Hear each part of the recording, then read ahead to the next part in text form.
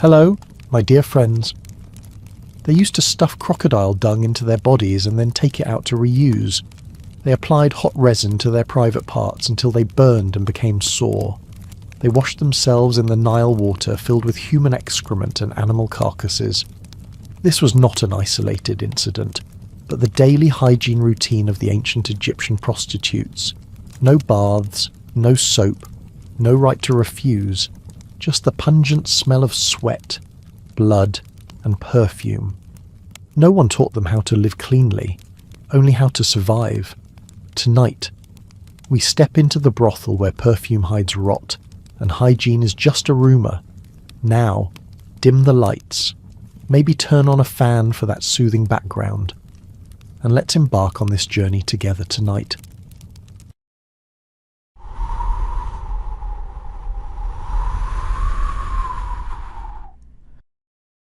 If you ever thought that ancient prostitutes in Egypt had no understanding of contraception, you would be only partly right. They did not have pills or devices, but they had rituals. They had recipes, passed from one generation to the next. Some were based on plants, some were based on superstition, and one of the most disturbing involved crocodile dung. Not as a warning, not as a symbol, but as an actual object placed inside the body. It was common, even expected. To protect themselves from unwanted pregnancies, many women inserted a thick mixture of dung, honey, and herbs directly into the vagina before seeing a client. The preparation was simple. Dung was collected near riverbanks, often while still fresh. It was left to dry for part of the day in the sun, then ground into a coarse powder. Honey was added to bind the particles and mask the smell. Some women added bits of acacia or date paste to help it hold shape. The result was rolled into a soft cone, about the size of a fig. It was wrapped in thin cloth or inserted directly. The texture was sticky, the scent was pungent, but that was the method. It had been done before, it would be done again. The belief was rooted in the symbolic power of crocodiles. Sobek, the crocodile god, represented fertility and strength. Using something from his body was thought to balance the female cycle. Whether it worked or not did not matter. The belief held more weight than the results. There was no testing, no questioning, just habit and repetition. A woman who refuses might be seen as careless or disrespectful. Even clients would notice if the preparation had not been done. She did not make a new mixture each time. That would take too long. Instead, many prostitutes prepared several plugs at once. They kept them in clay containers or linen pouches, lined with dried leaves to absorb moisture. After use, the plug was not discarded. It was removed, wiped gently with a cloth, then stored again for future use. Some women would reapply honey to the surface to freshen the scent. Others would sprinkle dried herbs. The core remained the same, used, but reused. There was no washing between uses, no boiling, no drying beyond air and heat. The same object, used again and again, absorbed more than just odour. It became a sponge for bacteria. Infections were common. So were ulcers and discharge. But none of it stopped the practice. The body adjusted. The pain became normal. Women were taught to ignore the discomfort. They were not taught to understand it. It is hard to imagine this level of exposure being seen as routine.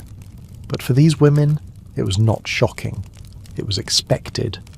Many started the practice young, some as early as their first few clients. There was no privacy. Older prostitutes watched, instructed, and corrected. They showed how deep to push, how to angle the hand, and how long to leave it in. Everything had been done before. Nothing was considered too personal. Compared to modern methods of contraception, the contrast is almost unbelievable. Today, we rely on sterile packaging, scientific approval, and regular replacement. They relied on sun-dried feces and faith, not because they preferred it, but because there was no other choice. Access to herbs like silphium or papyrus paste was limited to wealthier women. Prostitutes used what was available, what grew nearby, what could be harvested without cost. Some believed the dung created a barrier. Others believed it burned slightly and killed the seed. No one really knew.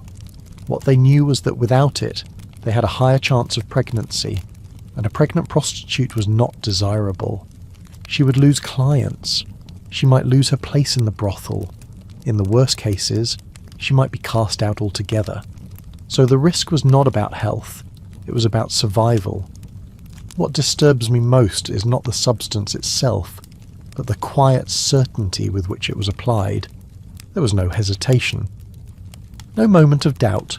The practice had become so integrated into daily life that it was not questioned.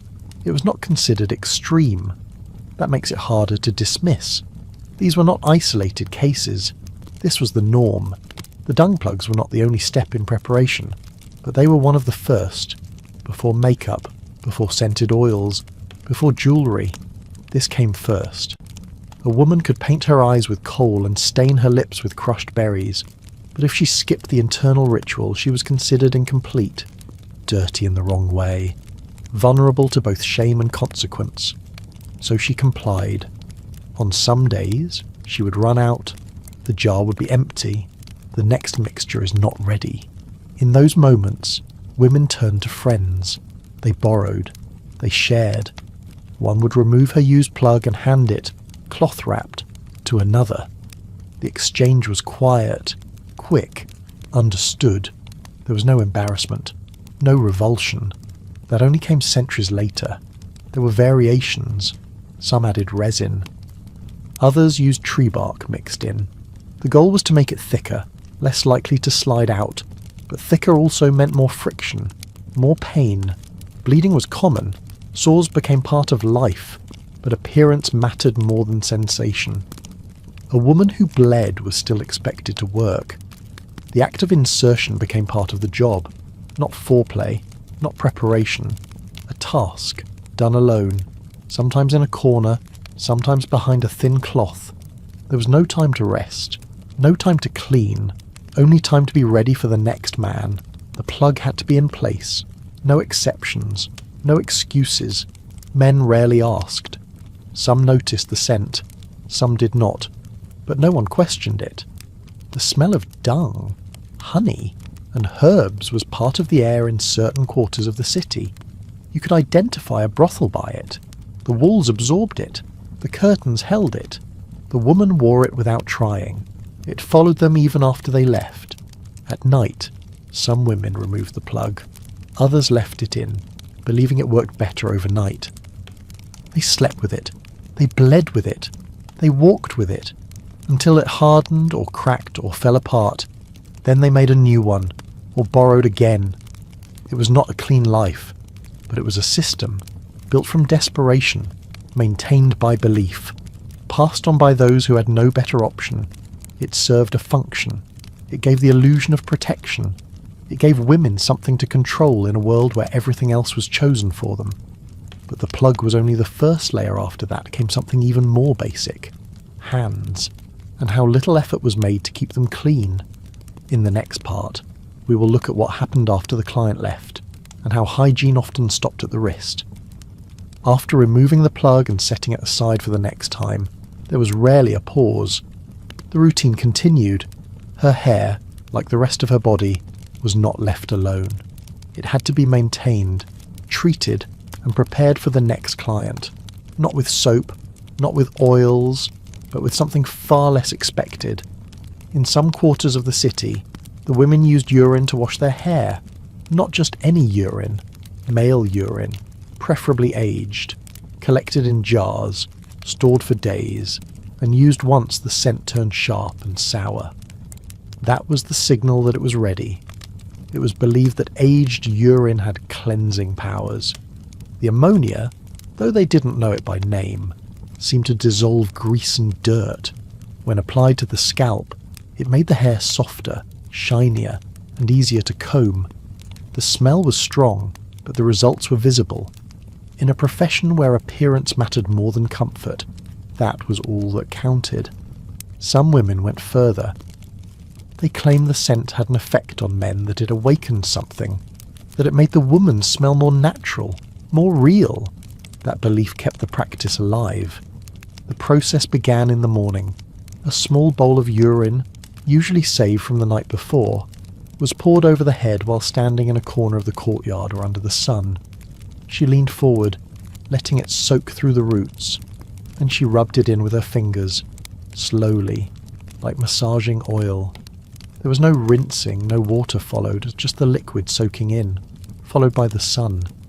She sat quietly afterward, letting the heat do the rest. The smell intensified in the sunlight, but that was part of the method. It is difficult to picture someone pouring fermented urine over their head and calling it beauty care, but that was the daily truth for many prostitutes in ancient Egypt. They did not flinch, they did not complain, they focused on the goal, a scalp that felt less oily, hair that clung to itself in smooth waves. This was not a spa ritual, it was maintenance, necessary, predictable, effective, at least in appearance. Compared to today's routines of scented shampoos, conditioners, and hair masks, the contrast is startling. Modern hair care promises both fragrance and cleanliness. Their method promised only results. The cost was odour. A woman's hair might look neat, even elegant, but up close, the sour edge of ammonia was always present. Some masked it with crushed mint or lavender. Others did not bother. Clients learned not to mention it. If they did, they risked losing her attention. There was another layer to the ritual. Not all urine was equal.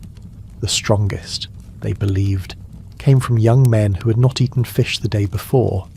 Fish made it too thin, too weak. A thick, yellowed sample was considered ideal. Some women had regular suppliers, stable boys, temple guards, even household slaves. They traded bread or dried figs in exchange for jars. The exchange was quiet, mutually beneficial. No one joked about it. The jars were clay, wide-mouthed, easy to pour. After a few days, the contents separated slightly, with a film at the top.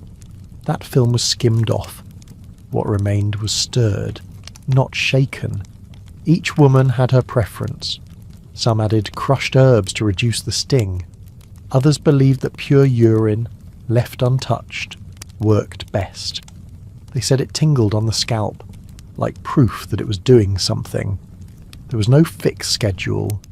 Some were washed once every 3 days. Others did it daily, especially if business was slow and they had time to prepare. Rainy days were bad for the ritual. Without the sun, the hair stayed wet too long, and the smell lingered more stubbornly. On those days, women often stayed indoors, heads wrapped in linen, waiting for the next chance to dry. I find it hard to decide what's more unsettling, the smell itself or the way it was completely normalised. The women did not just tolerate it. They believed in it. They trusted it. If a new girl refused, she was scolded, corrected, or even mocked. You want to look clean or smell clean, they were asked. The two were not the same. Hair mattered in ways that went beyond appearance. A greasy head meant laziness. A tangled head meant carelessness. A soft, clean-looking braid, even if it smelled like waste, signalled discipline. It meant she was ready. Some women shaped their hair into rolls or coils after washing, tying it up with dyed strings. Others wore it loose, especially in the evening, when candles were low and shadows softened the lines of the face. But no matter the style, the base was the same. A scalp soaked in male urine and dried in the sun. The hair was not combed immediately. It had to dry first. Combing too soon could pull strands out. After drying, it was brushed gently with wooden or ivory combs. Some women shared combs. Others had their own. But like the urine, the comb was rarely cleaned. It carried the scent from day to day, from one wash to the next. Over time, the wood absorbed it. Holding the comb was like holding a memory. Strong, faintly sour, familiar. Urine was also used to bleach lice eggs. They believed it softened the outer shell, making it easier to crush between fingernails. There was a rhythm to it. Wet, dry, pick, repeat. Every few days, always in the same spot by the window or near the brazier. No one commented. It was part of life, like folding linens, like lighting the oil lamp. This was not the only body part touched by urine. In some cases, women applied a diluted version to their feet, believing it prevented cracking. In others, it was used to soften scabs or help with rashes. But the hair was always first, always most important. The head, they said, was what a man looked at before anything else. The practice was not written down. It was not in scrolls or temple walls. It lived in repetition, one woman to another, a quiet inheritance of habits. Not all of them made sense, but they were shared and trusted and passed on. By nightfall, the hair would have absorbed most of the liquid. The smell remained, but the shine was visible. That was enough. It did not have to be pleasant. It only had to look good in dim light. But while the head was treated with care, the hands were another story. After hours of touching, holding and guiding, they were barely touched at all. In the next part, we will look at what those hands carried and why cleaning them was rarely part of the routine. While the hands were rarely washed, the rest of the body received more attention, not in ways we might expect, and certainly not in ways that would be considered safe, but attention nonetheless. One of the most painful routines focused on the outer parts of the genitals. This was not for cleansing, it was for control, a method believed to make the body tighter, more desirable, more valuable. The material used was tree resin, heated until soft, then applied directly to the skin, still warm, sometimes close to burning. It was done not once, but regularly, and it left marks. The resin came from local trees, thick, amber-coloured.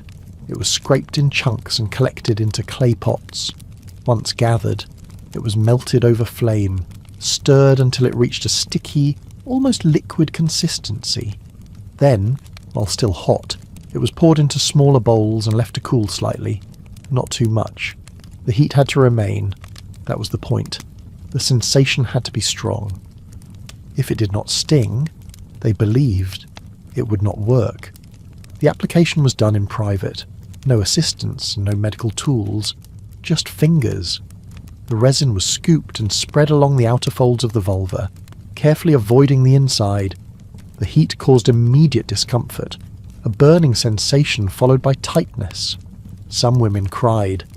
Others gritted their teeth and pressed forward. The more it hurt, the more effective they thought it was.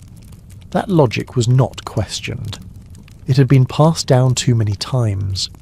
The goal was to create a subtle contraction of the skin, to make it feel newer, less used, less open. Some thought it shrank the flesh. Others believed it simply made things smoother. The outcome varied. Sometimes the skin became red and dry. Other times, it blistered. But they continued. A woman who skipped the treatment might be mocked or ignored by clients. There was no space for softness or hesitation. It is painful to imagine that these women felt they had to burn themselves in order to seem more worthy of work. But for many, that was the reality. They did not do it because they wanted to. They did it because the market demanded it. The illusion of youth mattered more than comfort, more than pain, more than health. Compared to modern beauty treatments, this was not just extreme, it was dangerous. Today, people seek rejuvenation through licensed clinics, anesthetic creams, and careful timing. These women had fire and faith. That was all. No doctor, no ointment, no recovery period. If the resin scabbed, it was left to peel off naturally. If it bled, she dabbed it with a cloth and kept working. There was no day off. Some women mixed the resin with other substances.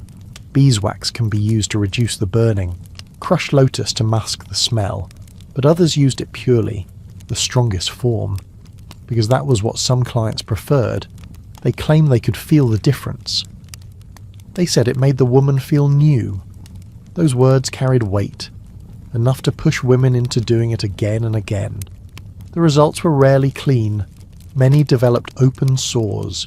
Some areas turned purple, then black. Numbness became common. The nerves beneath the skin, once irritated too often, stopped reacting. There were women who lost sensation altogether. Still, they kept applying, because without it, they said, the body felt loose, and loose meant failure. What stays with me is how normal these injuries were to them. A wound was not a reason to stop. It was a sign the resin had worked. They touched the area with salt water when it oozed. They covered it with a soft cloth during the day, but they did not rest. They did not avoid contact. That would mean losing clients, losing income. So they learned to hide the pain. The schedule varied. Some applied resin once a week. Others did it before important visits. Days when wealthier clients were expected. Nights when temple officials might arrive. These were not regular customers. They were seen as opportunities, and the resin was a form of preparation, like makeup, like perfume, like jewellery. It belonged to the same category, except it burned. There were quiet warnings among women. If the skin started to split, they said, skip the resin, wait until it heals. But even that advice was not always followed. Younger women, eager to impress, often ignored the signs. They ended up with permanent scars as thick, raised lines that never faded. Still, they were expected to continue working. No one offered rest. No one asked how they felt. There were worse outcomes. Infections that spread beyond the skin. Swelling made movement difficult. Fever. Pus. But unless it reached the point of collapse, most women did not stop. A body in pain was still usable as long as it could be presented, as long as it could pretend. Clients rarely knew, or pretended not to. Some noticed the raw skin, the smell of burnt flesh beneath the oils. They did not speak of it. They moved past it. What mattered was the feeling, and the feeling was all the woman could offer. The resin became a symbol of effort, of obedience, of endurance. It marked the body in ways no one admitted. Even after a woman left the trade, if she ever did, the effects remained. The skin did not forget. Neither did the nerves, even when the touch was gone. Some women whispered that the resin made them sick, that it changed their body in ways they could not explain. Bleeding that came late, pain that never stopped. But there were no physicians to help them, no midwives who specialize in this kind of injury. So they relied on herbs, prayers, and silence. In some homes, jars of resin were stored next to perfumes, on the same shelf, one for the nose, one for the flesh. Both are used to attract, both used to hide. The line between beauty and harm was thin, sometimes invisible.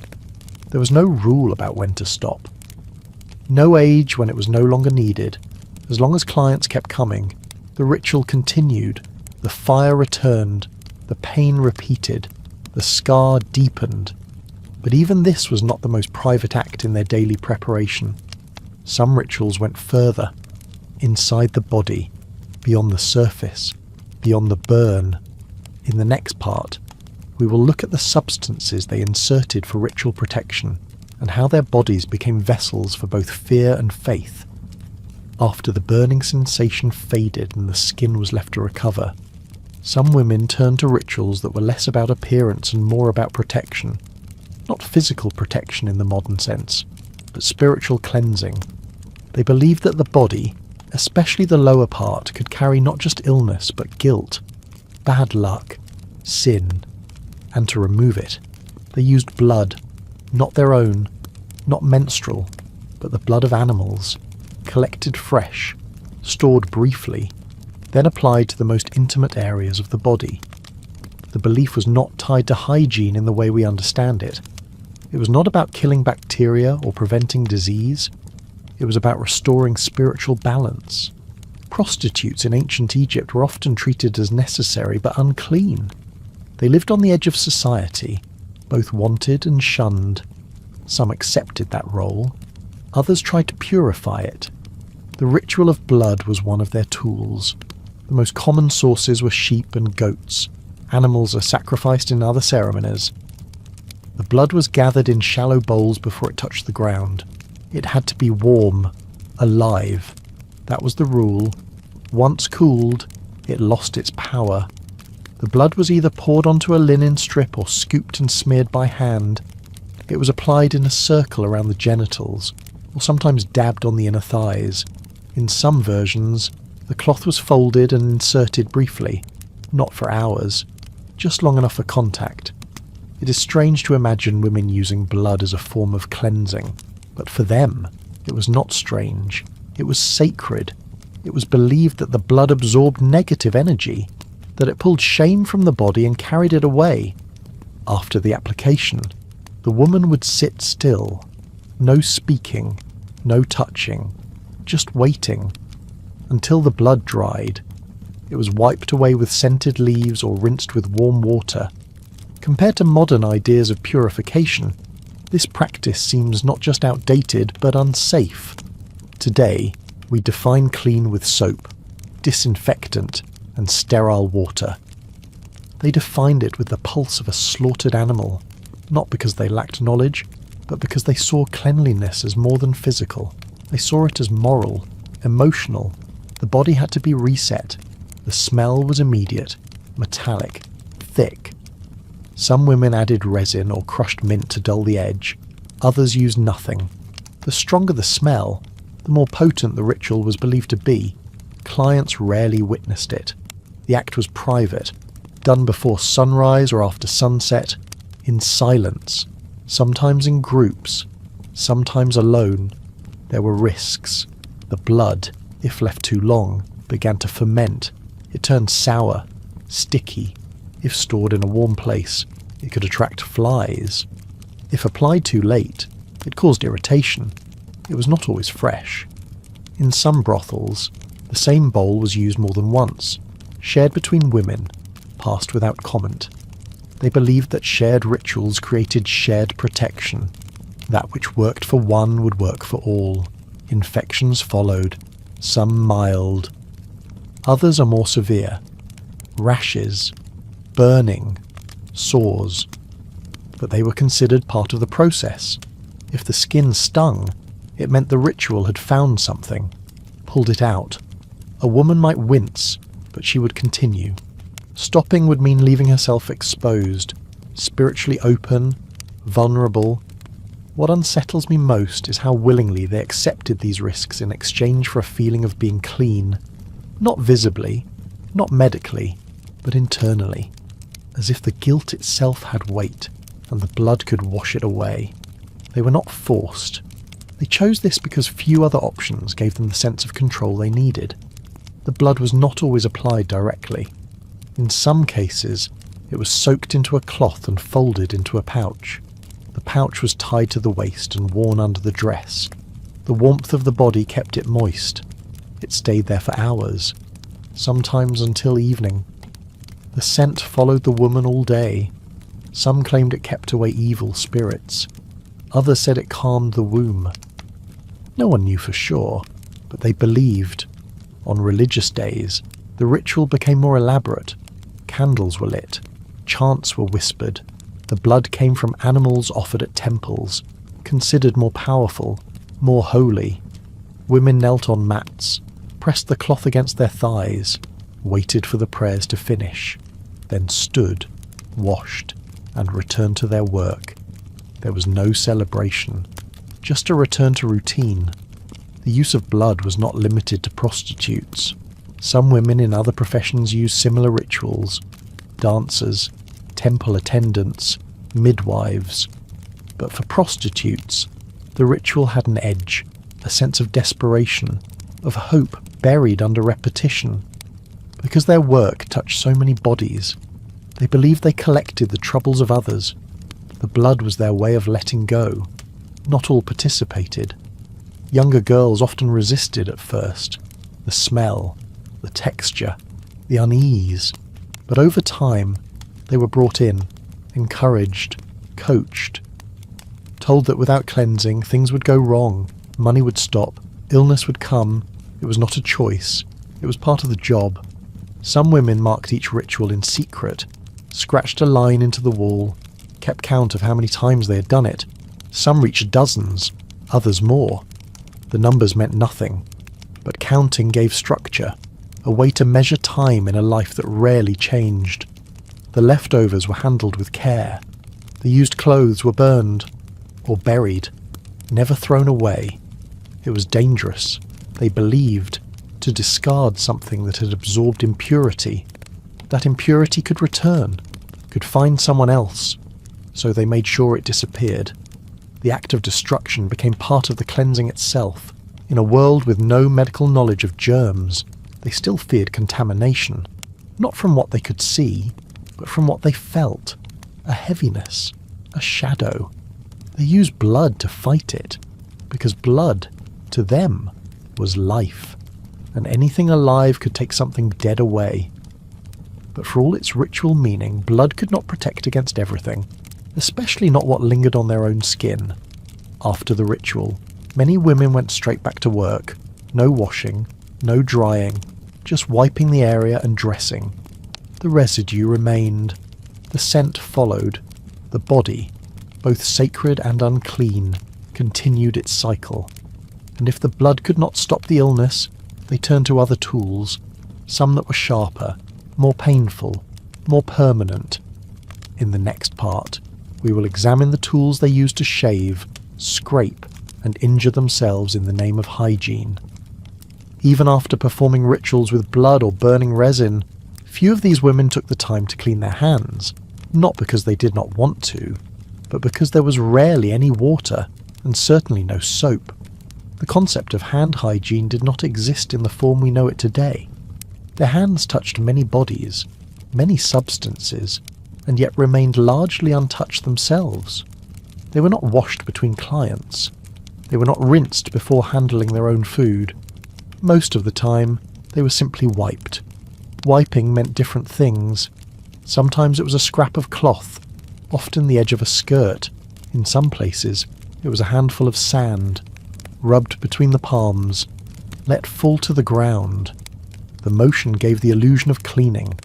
The grit removed visible fluid, but it did nothing for what remained underneath. Nothing for the bacteria or blood or semen that clung to the skin and under the nails. Between one client and the next, there was rarely time to pause.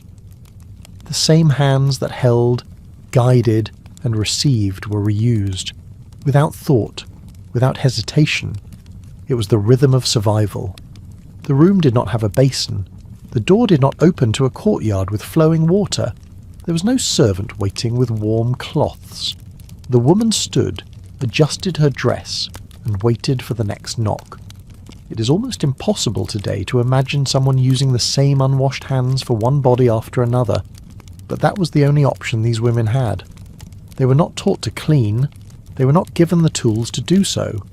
What mattered was that they were ready, that they could open the door, lift the curtain, or nod to the next man without delay.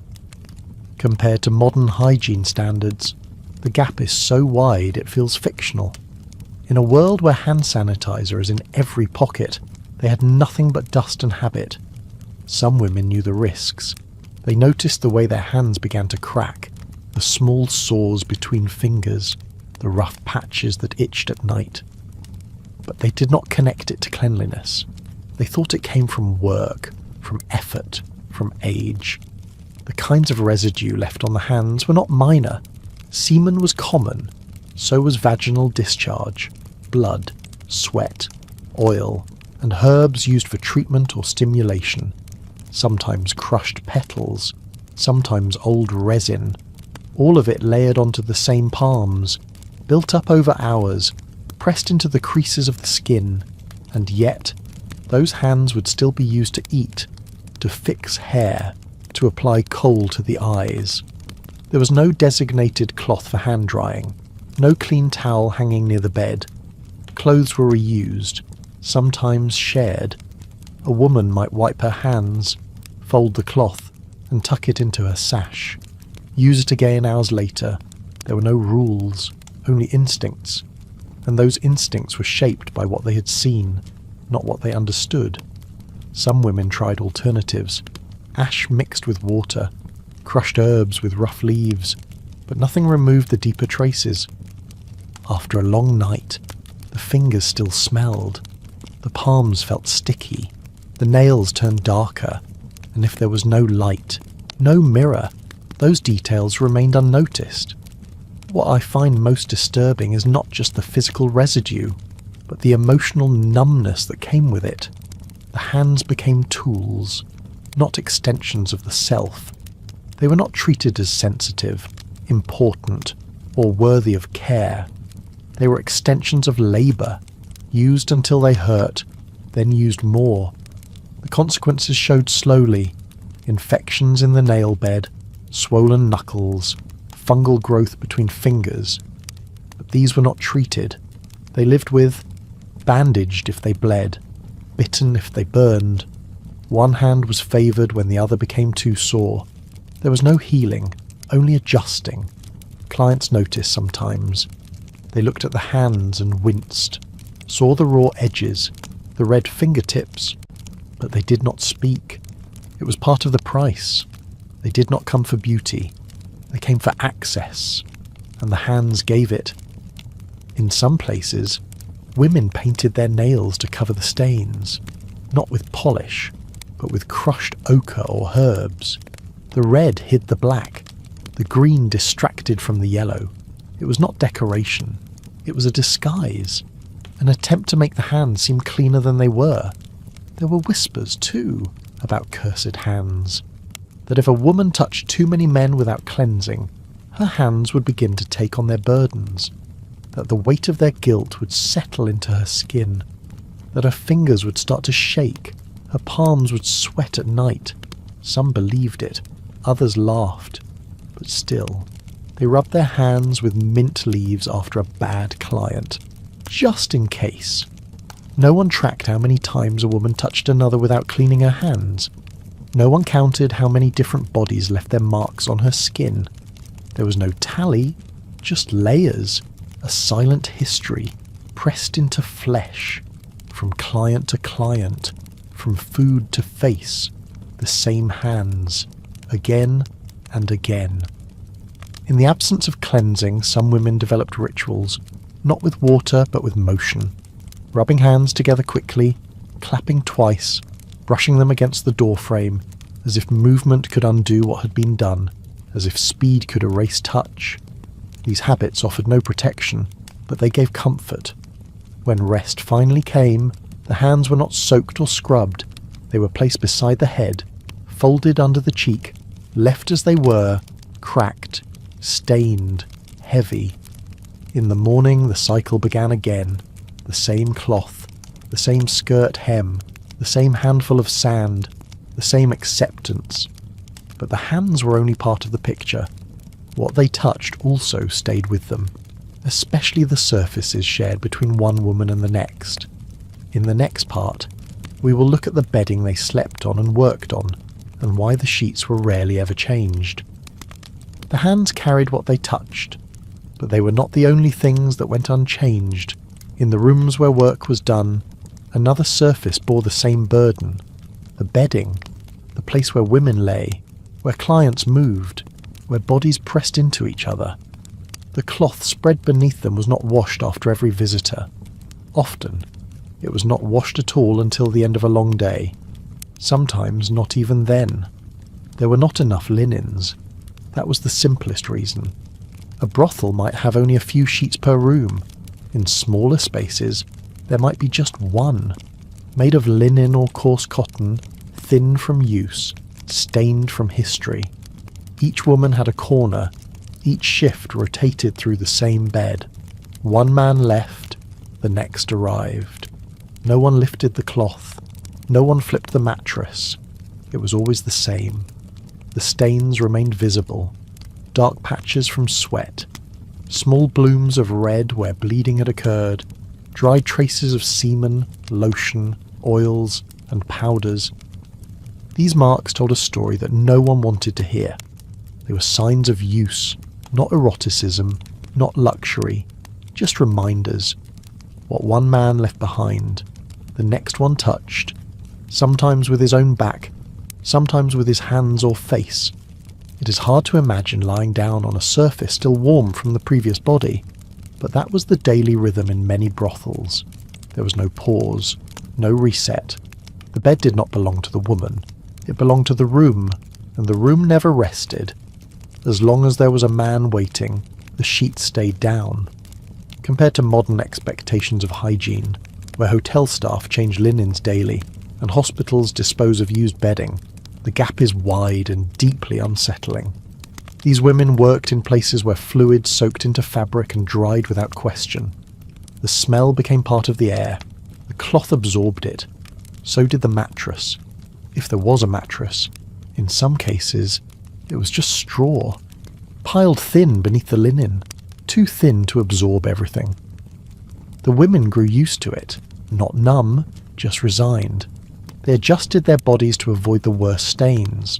They folded a small cloth to place under their hips, a layer between skin and soaked cotton. But the cloth was rarely clean either. It was used because it was available, not because it was sanitary. Clients noticed. Some wrinkled their noses, some asked questions, others said nothing and lay down anyway. They had come for the body, not the bedding. The cloth beneath them was someone else's problem. The woman was expected to make them forget what came before. Her hands, her voice, her body, all offered distraction. At times, women tried to clean the sheets themselves, with water from a basin, with soap root or salt. But water was limited, and drying took time. In hot weather, the sheets dried stiff.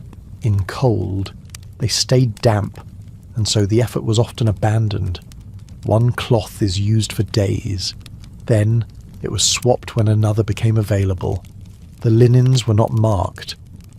No one kept track of whose sheet was whose. If one became too stained, it was turned over. If both sides were marked, it was folded in half. If that failed, another cloth was placed on top, layered until the mess disappeared from sight. But it was never gone. What troubles me most is how these layers of filth were accepted as part of the job. There was no expectation of clean sheets, only an understanding that work had to go on. The body could not wait for laundry. The client would not return later, so the woman lay down again, in the same spot, with the same cloth, over and over. The stains were not always old. Some were still damp, still warm, and the woman knew exactly what they were. She had watched the man before, heard his voice, seen the cloth move. Now it was her turn. She did not flinch. There was no space for revulsion, only repetition. Some tried to protect themselves. They lined the bed with herbs, crushed leaves to mask the smell, placed petals around the edges to create the illusion of freshness. But it was surface only. The cloth beneath held more than scent. It held what could not be washed away by flowers. There were consequences, skin rashes, open sores, infections from lingering contact, not just for the women, but for the men as well, though they rarely admitted it. The bed brought more than pleasure. It passed the disease, it passed the discomfort, it passed reminders. In winter, the stains grew cold. The beds felt wet even when dry. In summer, the smell intensified. Sticky patches clung to skin. The fabric pulled at the thighs and backs. A woman who moved too fast risked tearing skin already raw from earlier clients. Sometimes, the stains became symbolic. A woman might see her blood from the night before and remember the pain. Another might notice a patch that looked familiar and realize the client was back again. The sheets became a journal no one wanted to write in. Each mark, a line. Each night, a page. Women rotated through rooms. They worked in shifts. One woman's bed became another's. Her stains became another's risk. There was no ownership, no privacy, just function and fatigue.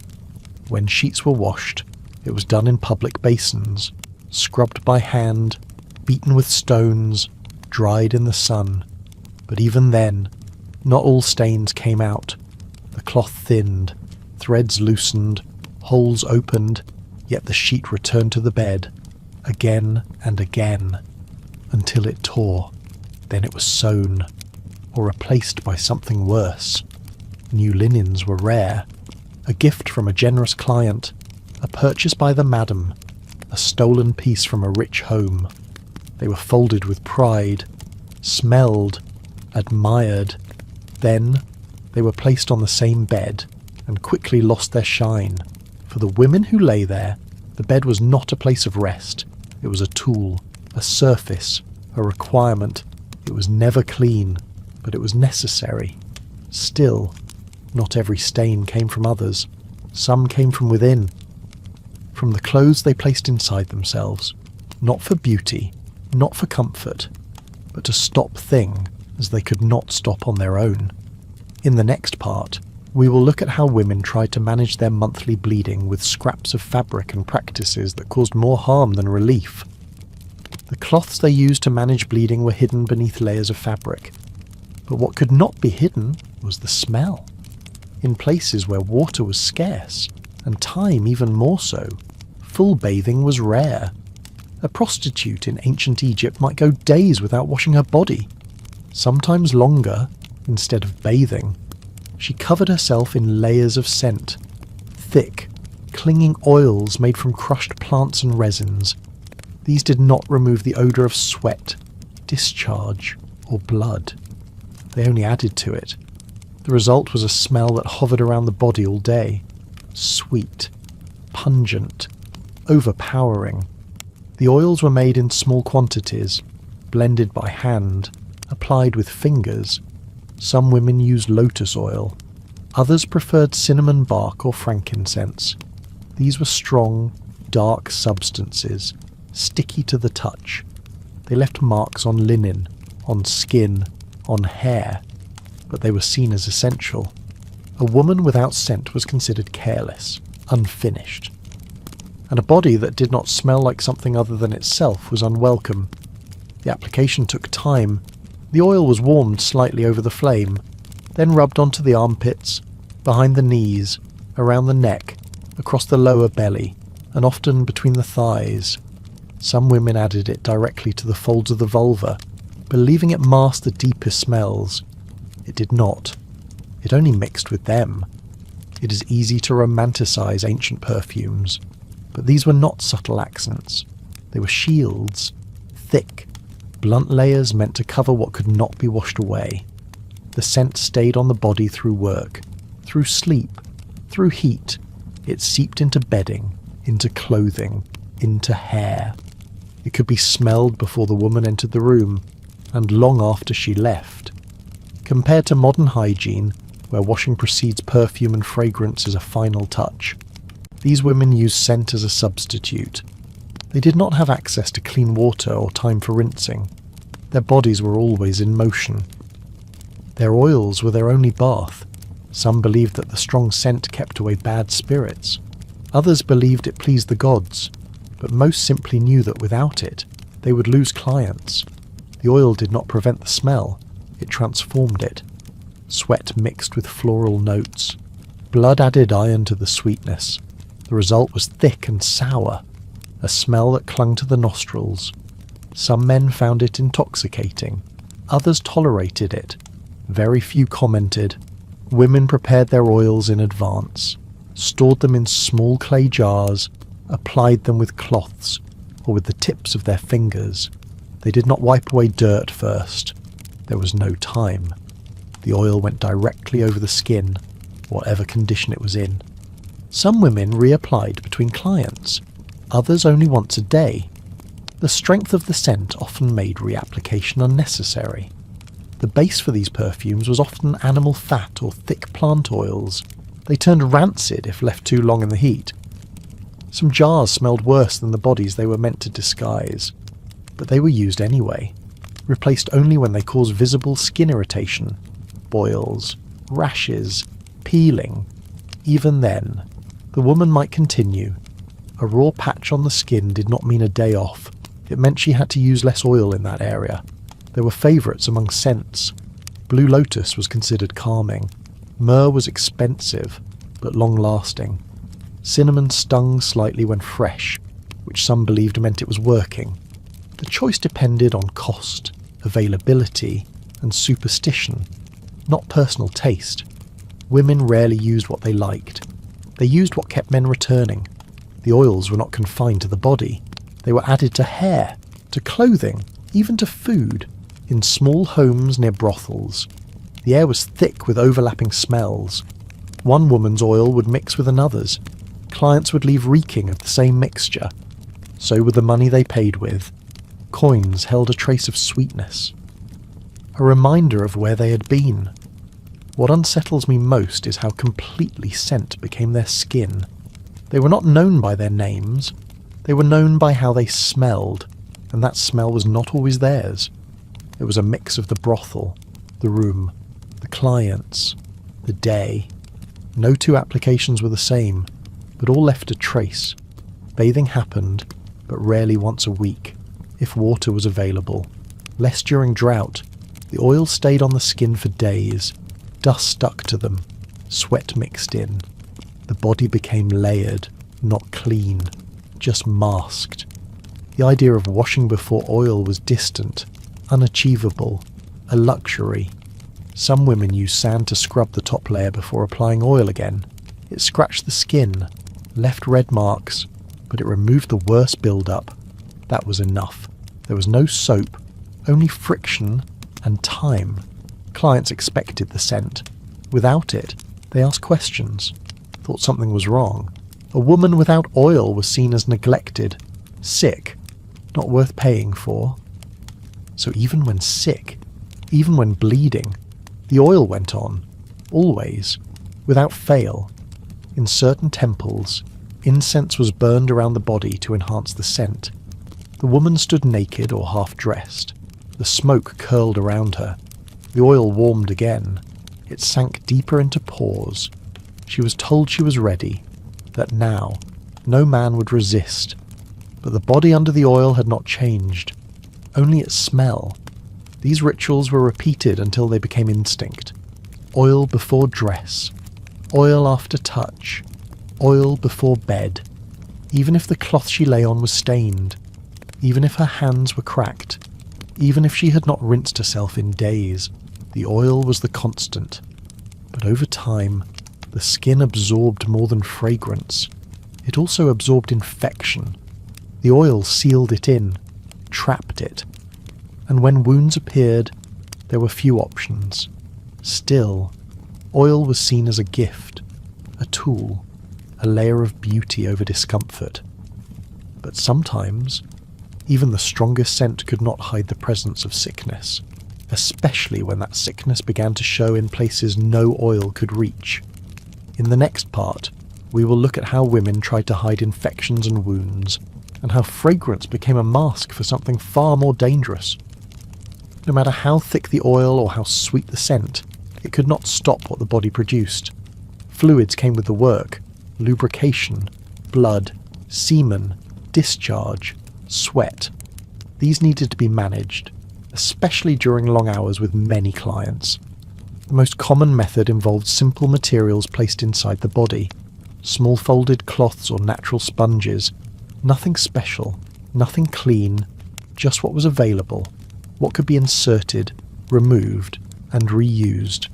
Linen was the most common, cut into strips, folded tightly, sometimes wrapped around a small twig or rolled into a ball.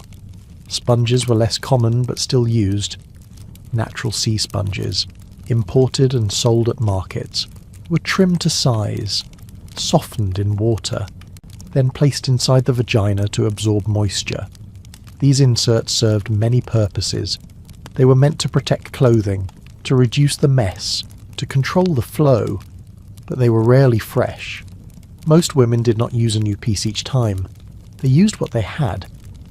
1 or 2 items of clothing for the entire day, washed briefly between clients, rinse in a basin or wipe with a damp rag, left to dry in a corner, then used again and again, until the fabric tore or the sponge crumbled. It is difficult to imagine using the same cloth inside your body for days, but that was standard practice. There was no access to disposable products, no sterile packaging. A woman who had more than one clean insert was considered lucky. Most had one. Some shared. Compared to today's standards of menstrual hygiene and internal care, where everything is individually wrapped, sanitized, and replaced, their methods seem almost unbearable. But for them, this was not a matter of neglect. It was a matter of necessity. They made do with what they could reach, what they could afford, what could be hidden beneath their clothes and removed without anyone noticing. The clothes were not always washed thoroughly. Water was precious. Soap was rare. A quick rinse was the most many women could manage. Some added herbs to the rinse water, some mint, basil, acacia bark. These gave the cloth a fresher scent, but they did not remove bacteria. They did not eliminate yeast. After a long day, the insert smelled, a mix of body fluids, oils, sweat, and heat. When removed, they sometimes stuck to the skin. Dried discharge clung to the fibres. Removal was slow, sometimes painful. A small tear in the inner wall was common, but no one spoke about it. It was part of the job. The clothes were dried on windowsills or hung inside rooms. There was no privacy, no shame. Women recognised each other's fabrics, knew whose was whose. But on busy nights, even those boundaries blurred. One woman short on time might borrow another's. She asked, or she did not. Either way, the cloth was used again. Sponges were worse.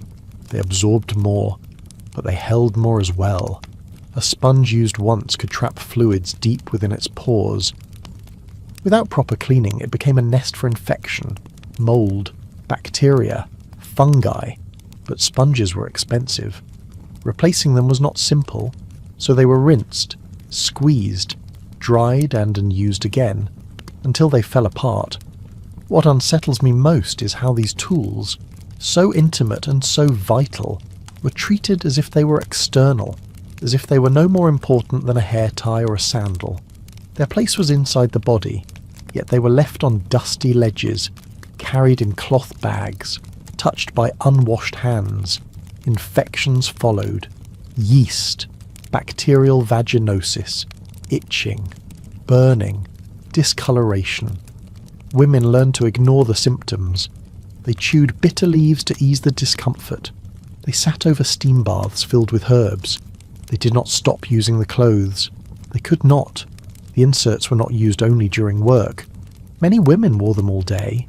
Even while walking through the market, even while sleeping, they felt safer that way, less likely to leak, less likely to be stained. But constant wear meant constant exposure. The skin never had time to breathe.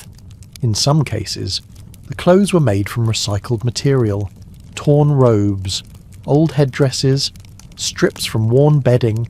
There was no standard, no instruction. Each woman did what she had seen others do.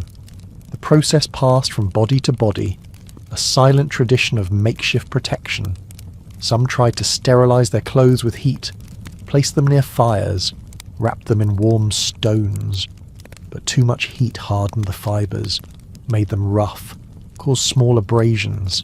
This led to more infection. There was no perfect method, only repetition, only habit.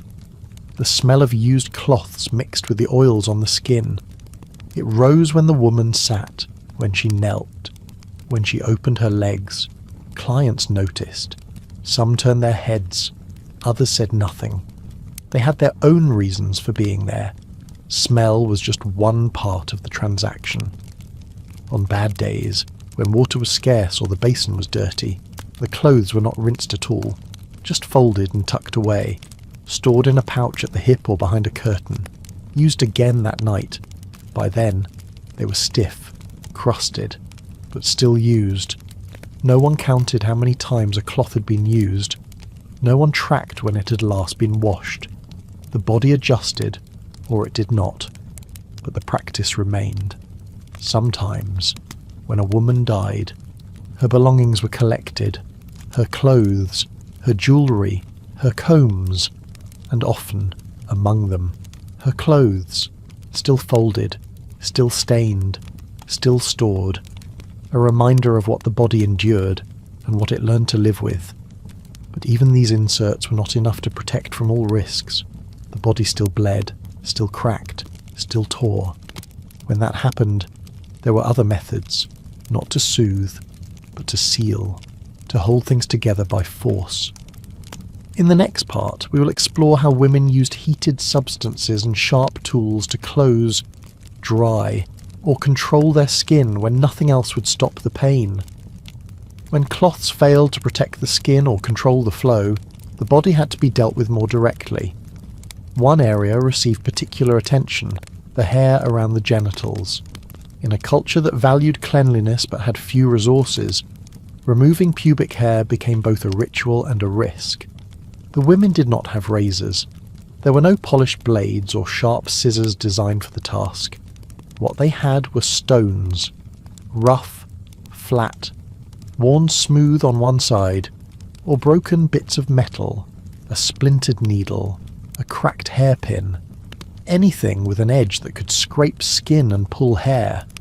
The method was simple: hold the skin tight, pull the hair, drag the edge. The results were not smooth, the process did not glide, it scratched, it tore. Tiny cuts opened, some bled, some healed quickly, others did not. Still, the practice continued. A woman with trimmed hair was seen as cleaner, younger, more appealing. Even if the hair would return in days, the momentary impression was enough. The scraping happened in private corners, on low stools, in courtyards after sunset, in silence. Women crouched, leaned forward, pulled their skin tight, pressed the stone or metal with short strokes. There was no mirror, only touch. When the scraping hurt too much, they paused, rubbed the area with a cloth, then began again. It is painful to picture someone using a broken needle or a sharpened rock to remove hair from such a sensitive area. But for them, this was not optional, it was expected. They had seen other women do it, heard client comment, learned to associate bare skin with desirability. Compared to modern grooming, where disposable razors, electric trimmers, and gentle waxes are common, their methods were crude and harsh, but they were all they had, and even those tools were shared. In the brothels, there might be one stone for 3 women, one bent needle passed from hand to hand, rinse in cold water, dried on a sleeve, then used again. The risks were clear: redness, burning, razor bumps without razors, cuts became infected, insects were drawn to the open wounds, yet many continued. They rubbed salt on the area after shaving, hoping it would disinfect. It stung. They did it anyway. The pain was a reminder that they had done the work. Not all removed all hair. Some trimmed. Others focused on the edges. The line that might be seen when lifting a skirt. Total removal was rare, but the effort was always there. A sign of care, of attention, of discipline. When one woman finished, another waited. She asked to borrow the tool, or she simply took it. There was no ownership. The tool belonged to the room, to the rhythm, to the cycle. If it broke, someone found a new edge, a broken pottery shard, a fragment of bronze. What disturbs me most is how casually these dangerous tools were handled, as if the skin would always recover, as if the cuts and blood were just part of maintenance. They were. There was no nurse to call, no ointment to apply, only time. And silence. The women rarely discussed the wounds. If they itched, they scratched. If they swelled, they sat differently. If they wept, they waited. The cycle repeated weekly, sometimes more. The same edge, the same hand, the same result. Occasionally, a woman grew tired of it, let the hair grow, covered it with oil, hid it beneath the cloth. But when a client noticed, she was warned, told to clean up, told she was falling behind.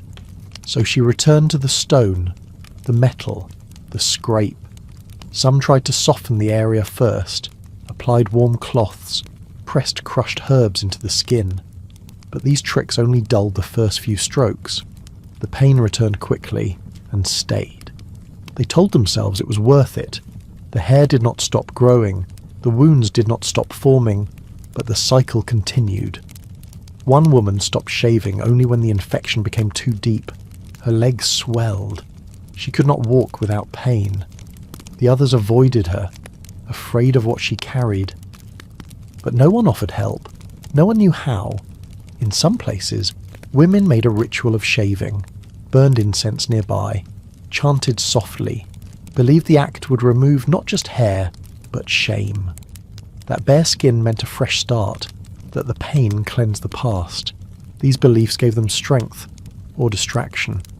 The used tools were kept in small pouches, wrapped in cloth, hidden under bedding, a flat stone, a bent pin, a twisted nail. The same item scraped different bodies. No one tracked whose skin had touched it last. They trusted that it would work, that it would hurt, that it would be enough. When the tools became too dull, they were sharpened, rubbed against other stones, tested on arms. When they became too small, they were discarded, buried, or thrown into the river, but always replaced. The scraping never stopped as long as there was hair, as long as there were clients. Some women bore scars. Thin lines crossed the skin near their thighs, raised bumps that never faded. A history written in marks, not tattoos, not decoration, just memories of effort, of expectation, of pain. The scraping was not just for clients, it was for themselves. A reminder that they were still trying, still keeping up, still part of the cycle. Even if the pain grew, even if the tools failed, they continued. But the effort to maintain the outer body did not stop at hair. They also worried about what might be seen on the skin. Rashes, boils, open sores. These had to be hidden, covered, sealed, especially when they appeared in places no cloth could hide. In the next part, we will explore how women tried to conceal visible signs of infection and how those efforts often made things worse. The scars left by scraping were often hidden beneath fabric, but the fabric itself told another story.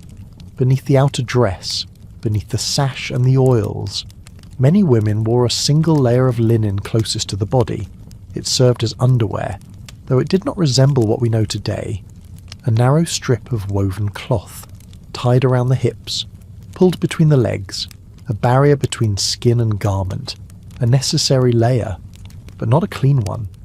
The cloth was rarely changed, not because the women preferred it that way, but because they had no choice. Many owned only one or two. These pieces were worn for days, sometimes an entire week when the work was busy, when water was limited, when the night was long. The same piece stayed in place, soaked and dried, drenched and reused, always against the same skin. The fabric absorbed everything: sweat, discharge, menstrual blood, residue from oils and herbs, traces of semen. The longer it stayed, the stronger the smell became. And it was not a smell that faded. It deepened, became part of the cloth, embedded in the threads. The scent did not just linger, it clung, even after rinsing. It is hard to imagine wearing the same undergarment through days of physical contact, heat, and bleeding. But for these women, it was the most basic reality. There were no drawers filled with replacements, no piles of clean linens. There was what she wore, and what she tried to keep wearing. Compared to modern standards, where underwear is changed daily and washed thoroughly, the contrast is overwhelming. But in ancient brothels, washing was a luxury, rotation was a dream, cleanliness was a story they told each other to feel better about what they had to do. In truth, they wore what lasted, and they made it last as long as possible. The cloth was not washed each night. If time allowed, it was removed and rinsed, dipped in whatever water was left in the basin, hung near the wall. But most nights, there was no such time.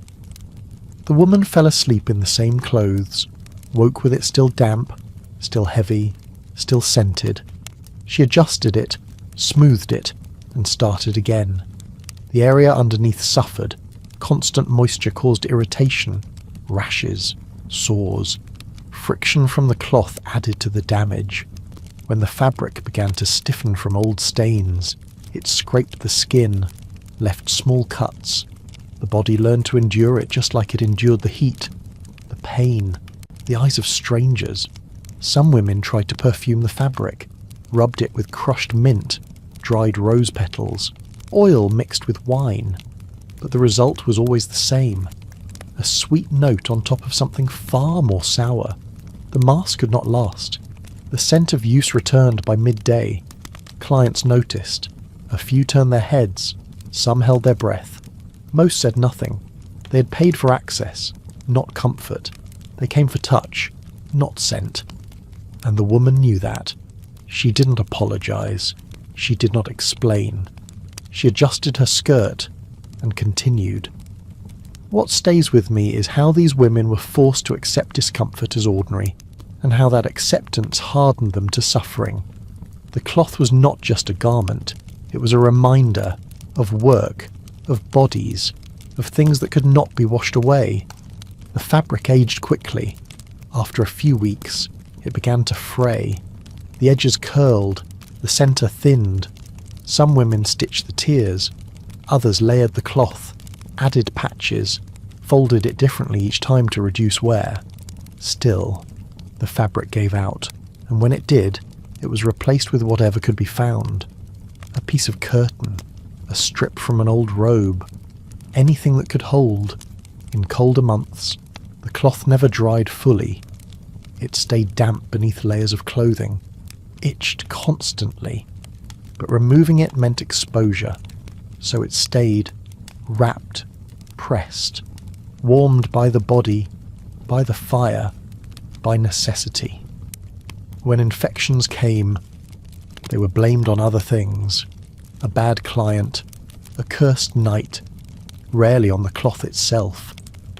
Even though the fabric carried every trace of the day, every drop, every smell, it was not seen as dangerous, just familiar. Some women had a backup, a second cloth, but even then, the second was not always clean, just slightly less used. It waited in a bag, in a jar, beneath the mattress. It was rotated when the first became unbearable. Then the cycle began again. In brothels with shared clothing, the underclothes were sometimes passed from one woman to another. If someone had none, she borrowed, folded it differently, pretended it was hers. There was no judgment, only understanding. Everyone had been without at some point. Everyone had borrowed, or taken. The scent of the cloth lingered in the room, on the bedding, in the air. It was not a passing odour. It stayed in the corners, mixed with oils and incense, became the signature of the space. Visitors recognised it, carried it with them, on their clothes, on their fingers, on their coins. Women grew used to it, to the feeling, to the smell, to the way the cloth stuck when they sat, shifted when they walked. It became part of their movement, part of their memory, not because they loved it, but because they had no other choice. And even this was not the end of what they wore. On certain days, they added more, not to protect, but to suppress, to hold back the body in ways that left scars deeper than any cloth ever could. In the next part, we will explore how women used makeshift materials to block bleeding during their cycle, and how those efforts often caused more damage than relief. When the clothes became too heavy, when the itching would not stop, when the body swelled or stung without a clear reason, many women turned to what they believed was the most natural form of cleansing, the Nile. It was not just a river, it was life, it was a ritual, it was a myth. Its waters were thought to carry power, to cleanse not only the skin but the spirit. So when the pain grew unbearable, they walked toward its banks, and they washed. They did not wash in private pools or shallow basins. They crouched near the edge, where the mud was thick and the reeds grew tall. Some stepped into the water waist deep. Others stayed near the shallows, pouring water into clay bowls and bringing it back to their rooms. The water was used without filtering, Without boiling, it was sacred. It did not need to be touched by fire, only by faith. They believed that the river could take away their burdens, that the water flowing endlessly could carry off the shame of the night before, that it could cool the heat of infection, that it could soften the skin, calm the itch, quiet the ache. And for a moment, it did. The sensation of wetness, of movement, of being submerged, it offered something that cloth and oil never could. It is heartbreaking to think that women turn to dirty water in search of healing, believing it to be pure. But when belief is all you have, it becomes stronger than fact. They had no access to medicine, no understanding of microbes. They judged water by its taste. It's tough. It's a legend, not by what it carried. Compared to modern hygiene, where water is filtered, treated, and tested, their use of the Nile seems dangerous beyond reason. But danger was not their first concern. Relief was. Ritual was. Something greater than them was supposed to live in that water, and that made it safe. Or so they were told. The reality was different. The Nile carried more than hope. It carried waste, human, animal, ritual remains, bathing tools, dead fish, rotting plants, even bodies. In some seasons, carcasses of goats or dogs floated near the banks, sometimes half sunken, sometimes tangled in reeds. The water smelled of decay and the heat, but the women still came. They did not come alone. Other women bathed nearby, children played, clothes were scrubbed, pots rinsed. The river served everyone. Its holiness was not tied to its cleanliness. Its sacredness was not measured by health. It simply was. And that belief shielded them from doubt. The vaginal rinses were not elaborate. A handful of water cupped and splashed. A piece of cloth dipped and pressed. Some women inserted a wet sponge. Others sat low in the water and let the river flow around them. The action was quick, repeated. It was not pleasure. It was a habit. Some added crushed herbs to the water. Basil, mint, laurel. They believed it added strength. The plants spoke to the river that they made the water smarter, more targeted. But herbs could not change the contents, could not remove the invisible things clinging to each drop.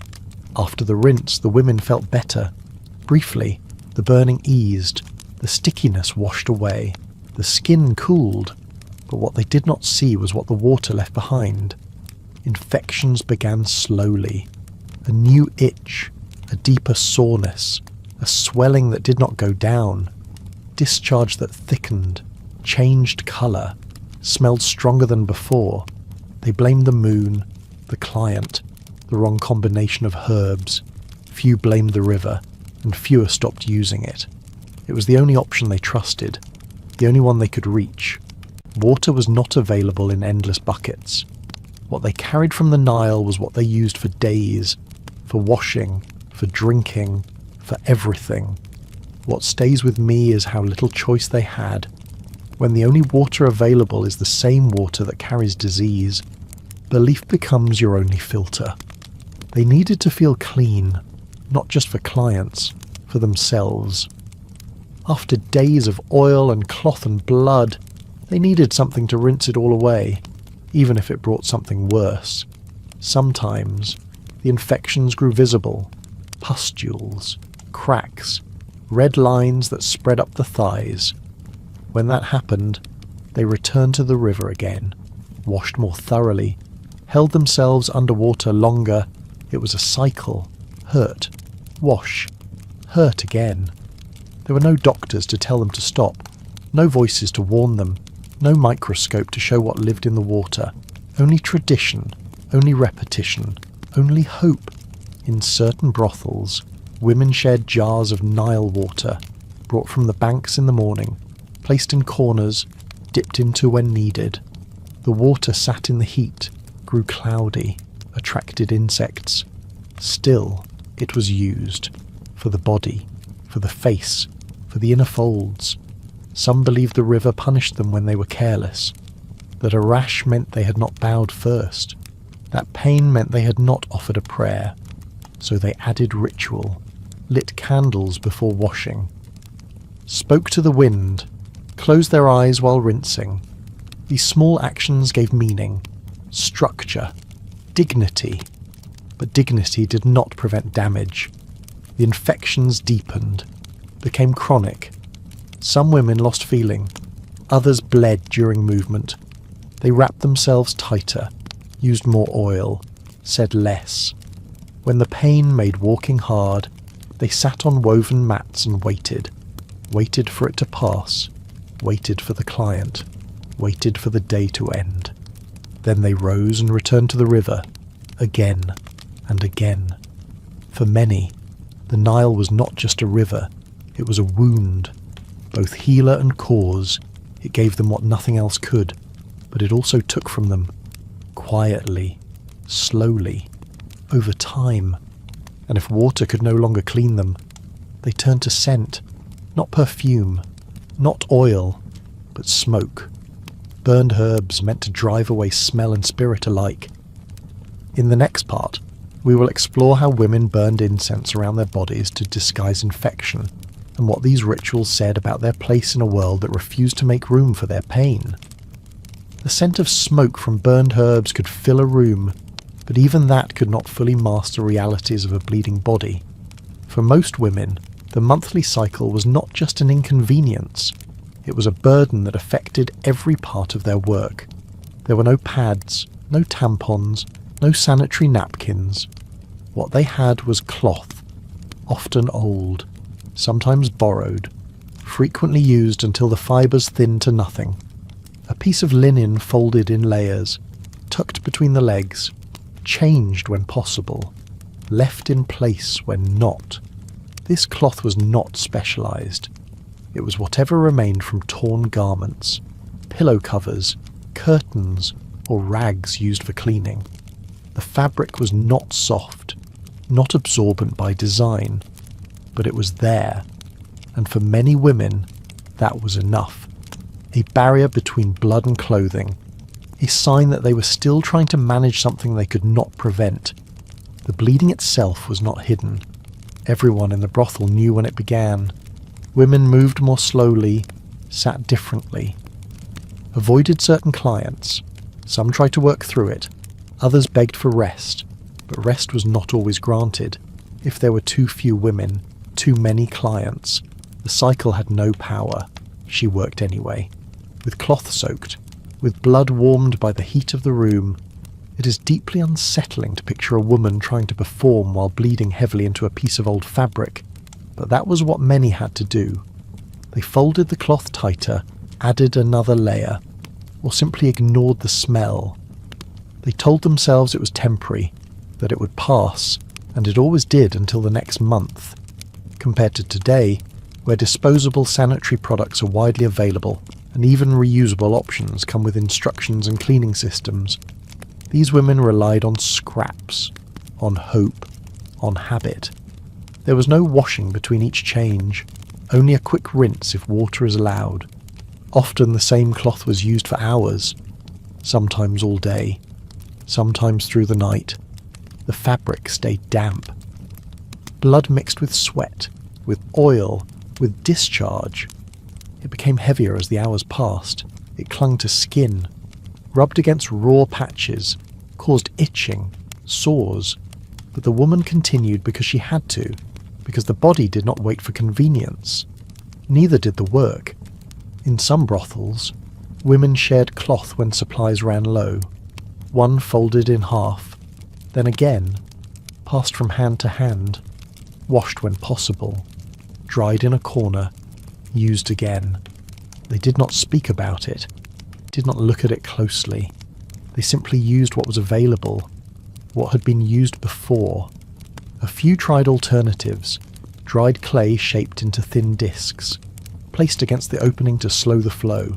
These often cracked, fell apart, caused scraping, left dust on the skin, but for women with no clothes, it was better than nothing. It gave the illusion of control. There were also herbs, rolled into small bundles, inserted like plugs, thought to slow bleeding, or to scent it, but these often irritated the body. caused swelling, burning. The herbs mixed with blood and became something unrecognizable. Still, they were used. What stays with me is how little space these women had to care for themselves during their most vulnerable time. There was no pause, no privacy, no structured way to deal with bleeding. Only the pressure to stay clean enough, presentable enough, functional enough. The cloth was not enough, but it was all they had. When the bleeding became heavy, it leaked through, onto dresses, onto bedding, onto hands. Women learned to recognize the signs, the smell, the shift in weight. They adjusted how they sat, stood against the walls, avoided bending, but accidents happened, and when they did, there was shame. Clients reacted in different ways. Some left, some laughed, some said nothing. The woman apologized, or did not. It didn't matter. What mattered was whether he paid, whether he returned, whether he told others. The used clothes were not stored in separate baskets. They were tucked into corners, hung to dry, sometimes placed under a rock near the fire. They stiffened, took on a sour scent, and they were used again. The mould grew when the cloth stayed damp too long. No one knew the word for it, but they knew the smell, they knew the itch. Some women marked the days, scratched lines into the wall, not for tracking ovulation or fertility, but just to know when it might come again, when to start preparing, when to find the cloth before someone else takes it. The cycle came with cramps, with fatigue, but there were no herbs for pain, only distraction, only work. The pain faded when the next client arrived, or it did not. Either way, the woman lay down, did what was expected, hoped the cloth would hold. There were no clean places to change, no restrooms, no private stalls. A woman shifted behind a curtain, in the corner, in the dark, changed quickly, wrapped the used cloth in another, hid it under the mattress, or beneath her dress.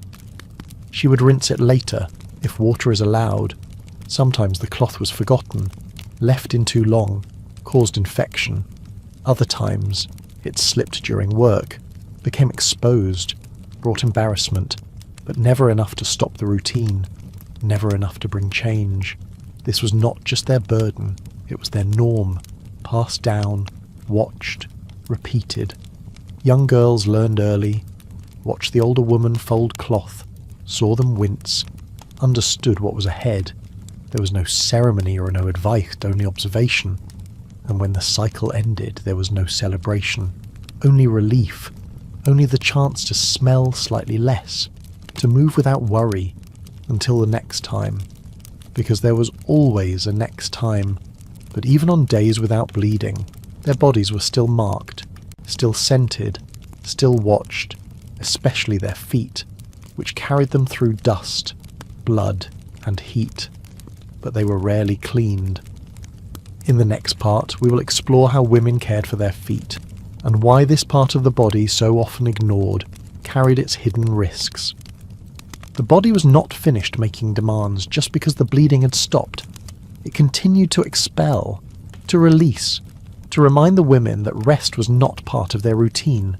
Urination, defecation, these were not scheduled or controlled, but in the brothels, there was rarely a place designed for them. No latrines, no separate rooms, no running water, only corners and basins and bowls. Whatever could be used to contain the waste was used, but not always cleaned, not always emptied, and never far enough from where they slept, worked, and waited. Most brothels were crowded, small rooms shared by multiple women. The idea of leaving to relieve oneself was not always practical. At night, it was dangerous. During the day, it was disruptive. So many relieved themselves inside, near the edge of the room, into a clay pot, onto the packed dirt floor, behind a curtain, quietly, quickly, then covered with a cloth or with sand. Sometimes not at all. There were no designated areas. No agreement about where it should happen. It depended on the space, at the moment, on what was already full. A corner that smelled less than the rest became the new bathroom. A basin that had once held oil was repurposed. The women adapted, not because they wanted to, but because they had to. It is difficult to accept that these women had to relieve themselves in the same space where they slept and worked. But that was the reality of their world. There were no proper facilities, no infrastructure, no priority is placed on their comfort or dignity. The body's most basic needs were reduced to improvised solutions, compared to modern bathrooms, with flushing systems, privacy, and separation from living quarters. Their arrangements were beyond crude. But when hygiene is not part of the plan, waste becomes background noise, something to step over, something to ignore, until the smell becomes too much. The stench built slowly, urine soaked into the corners of the mats. Feces left behind in pots hardened over time, if not removed. It is mixed with the heat of the day, with the oils in the air, with the blood on the sheets. The room thickened. Women learned to breathe through their mouths, to keep cloth pressed under their noses, to accept that the air was not clean. Visitors noticed. Some looked away. Some complained. A few refused to enter, but most entered anyway because they came for the women, not the room. And the women knew this, so they did not apologize, did not explain. They simply shifted the curtain, adjusted the pot, opened a window if there was one, and waited for it to pass. Cleaning was not regular. If someone had time and water, she might empty the pot, rinse it with river water, pour herbs inside to mask the smell. But usually, it was done at the end of the day, or not at all. The waste sat, gathered, changed shape and colour, became part of the landscape, invisible to those who saw it daily. There were accidents. A pot was knocked over, a corner is used too many times, urine leaked into the bedding, feces left prints on the floor. The women wiped what they could, with old rags, with pieces of palm leaf, but the residue remained, soaked into the room, into the woods, into the woven mats. What stays with me is not just the filth, but the silence around it. No one spoke of the smell. No one admitted discomfort. They adapted so thoroughly that even disgust faded. Only the flies reminded them, and even the flies became familiar. In some places, children lived among them. Infants are born to the women, small ones brought in by others. They played near the same corners, slept near the same pots. The distinction between waste and rest disappeared.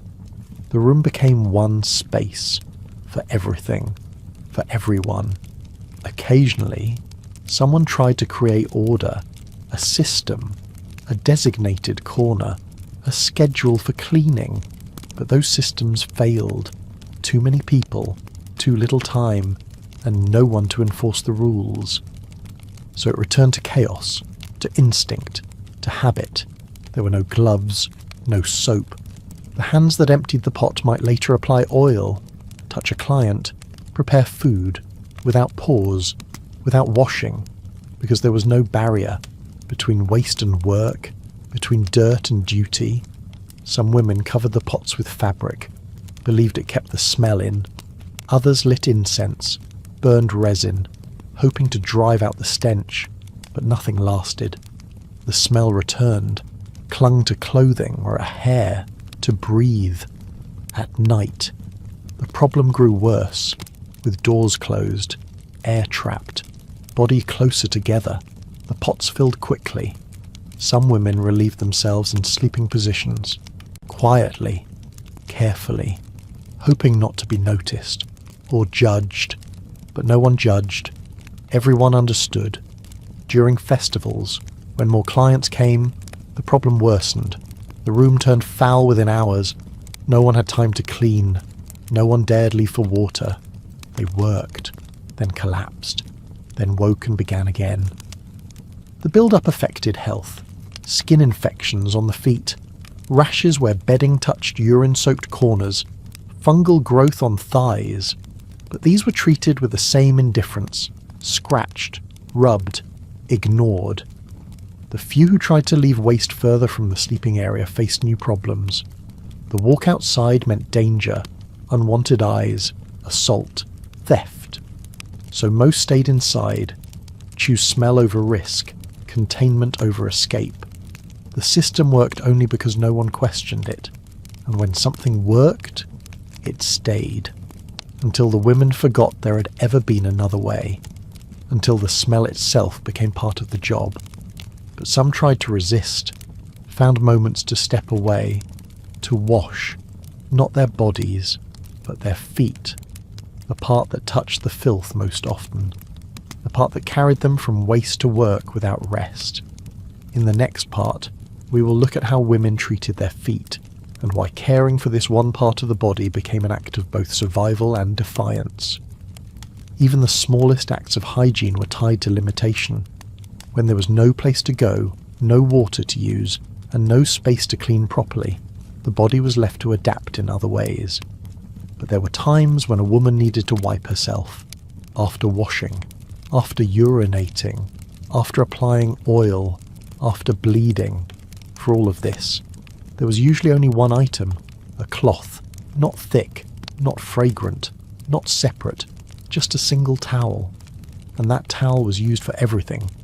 It was not a fresh towel every day. It was often the same one for days, hung on the same nail, dried in the same heat, folded, unfolded, rubbed against all parts of the body, from face to thighs, from back to feet, from the belly to the folds of skin between the legs. The cloth remembered everything. It held it, carried it forward. There were no separate towels for separate areas. The same piece of linen dried the armpits and genitals, touched oil-covered arms and then opened sores, absorbed sweat and discharge. It did not matter which came first. The towel made no distinction, and neither did the women, not because they lacked care, but because there was no other option. It is unsettling to think of using the same damp towel again and again on every part of the body, but that was how these women lived. They learned to fold it differently, to use one corner for the face, another for the lower body. But over time, those systems collapsed. A wet towel smelled the same no matter which part touched what. Compared to modern routines, where we separate face towels, bath towels, and intimate hygiene cloths, the women of ancient brothels had only one piece of fabric to manage it all, and that fabric aged quickly. Threads pulled, edges frayed, stains set. Still, it was kept until it could no longer be used. The towel was rarely washed, not because they did not want to, but because there was no time, no soap, no clean water, so it was hung to dry, on a wall, on a rope, from the frame of a bed. The sun helped a little, but not enough. In the evening it was damp again, or stiff with dried fluids. The smell was constant, a mixture of sour skin, old blood, oil, and moisture that never left. When the towel was dry, it held a crust. When it was wet, it released a heavy scent into the room. Women grew used to it. Guests did too. It was not shocking, it was expected. Some women tried to improve the situation. Sprinkle the towel with crushed mint or cinnamon. Rub the cloth with oil before use. But this only added to the mixture of smells. A layer of sweetness on top of rot. The result was thick and confusing. Not unpleasant, but not clean. What I find most disturbing is not just the shared use, but how easily the towel became a carrier of everything the women tried to remove from themselves. The cloth was supposed to be lean, but it did not. It transferred. It spread. One woman's infection became another's rash. A boil turned into a burn. A cut reopened by friction. The cloth moved between hands, borrowed when needed, shared in silence. On days when a woman had nothing, she asked for a towel from someone else, or took it, folded it inside out, pretended it had never touched another, but it had, and it would again. Towels were not marked. There were no initials, no colour codes, Just memory, recognition, but in the dark, or during chaos, or when a woman was too tired to care, the wrong towel was used, and no one stopped to switch. On some days, the towel was too wet to be useful. It slid across the skin, left streaks instead of dryness. But it was still used, because there was nothing else. Even the edge of a skirt was better than nothing. But skirts carried their own stains, their own history. Infections spread quietly. A rash under the arm, a redness between the thighs, a swelling that came 2 days after a new towel was shared. No one blamed the cloth. There was no culture of blame, only endurance. Some women stitched patterns into the corner of their towels, not for decoration, for identification, a star, a small bird, a line. But over time, these faded, the fabric thinned, the symbol became unreadable. The cloth returned to the pile, one among many. The towel was part of their daily rhythm. Wipe, fold, hang, repeat. It was not seen as disgusting. It was necessary. When everything else was scarce, the towel was something to hold, to use, to trust. Even when it failed. On some days, the cloth caused more harm than help.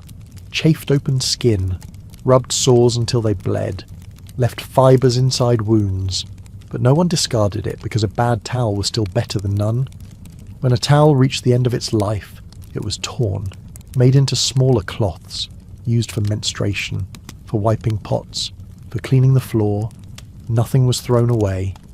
Even the worst towel had a second life, a third, until it dissolved into threads and dust, and always the cycle returned. Another towel, another day, another attempt to clean what could not be fully washed away. But not all clothes stayed outside the body. Some were placed deep within, folded, pressed, left for hours, and when removed, they carried more than just blood. They carried the smell of a body that had never truly been allowed to rest. In the next part, we will explore how women used old cloths and scraps inside their bodies to block or absorb fluids, and why this practice became both a necessity and a source of constant harm. Some efforts at masking smell were more desperate than others. When towels failed, when perfumes mixed poorly with sweat, and when no bathing took place for days, the body began to emit odours that could not be ignored. The women did not always have the luxury of cleaning themselves thoroughly, so they turned to other methods. One of the most common involved the use of dry leaves, not for decoration, not for healing, but to block the smell. These were not fresh herbs. They were dried plant matter collected from market scraps or temple offerings. Women chose them for their scent and size. Bay leaves, lotus petals, dried basil, even star anise. Anything that had a smell stronger than their own was considered useful. The leaves were folded, softened slightly with warm hands, and inserted directly into the outer parts of the genitals. They did not go far, just far enough to stay in place. The goal was not absorption, it was masking, a cover, a patch, a filter between the inner body and the outside world. This was not seen as strange. It was a habit passed between women, a quiet agreement that this was better than nothing. The leaves were not sterilised. No one boiled them or cleaned them. They were plucked from open baskets, picked up from the floors, dried on windowsills, sometimes crushed into smaller pieces to fit better. If a piece broke off inside, it was simply left there, removed later, or not at all. The idea that something rotting could hide the smell of a rotting body seems ironic, but that was the logic behind the leaf method. As long as it smelled sweet or sharp, it was doing its job. Whether it irritated the skin or caused swelling was a separate issue, and often ignored. The smell of lotus mixed with fermented discharge, basil with dried blood. The result was complex, earthy, and sharp, not pleasant, not floral, but better than nothing. Some men found it strange, some asked about it, some did not notice. Others assumed it was part of the natural scent of the woman. There was no instruction for how long to leave the leaves in, Some women kept them only for the evening, others forgot, or chose not to remove them at all. They moved on to the next client, the next night, the next sleep, and the leaves stayed. Over time, they softened further, broke down, blended into the body they were meant to mask, compared to a modern-day routine of carefully selected sanitary products, daily cleaning, and clear disposal systems. This practice sounds almost unimaginable. But in that world, it was ordinary. Leaves were free, scented, easy to hide, and required no explanation. They were the cheapest perfume and the most accessible form of dignity. But the consequences built up slowly. Some women developed itching. Others found blood spots in their linen days later. Some could feel the edge of a leaf rubbing the same area over and over.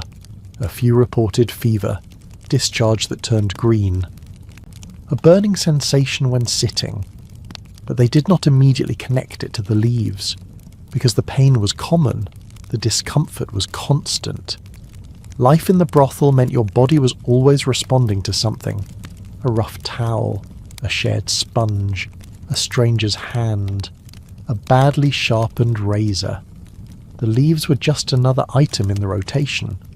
I think what's most tragic is not the leaves themselves, but the fact that a woman could forget they were even inside her, that her body could be so accustomed to holding something foreign that it no longer protested, or that she was too tired to notice, or afraid to check. There were stories of leaves being discovered a week later, darkened, softened into pulp, stuck to the inner folds, removed only after pain or infection forced attention.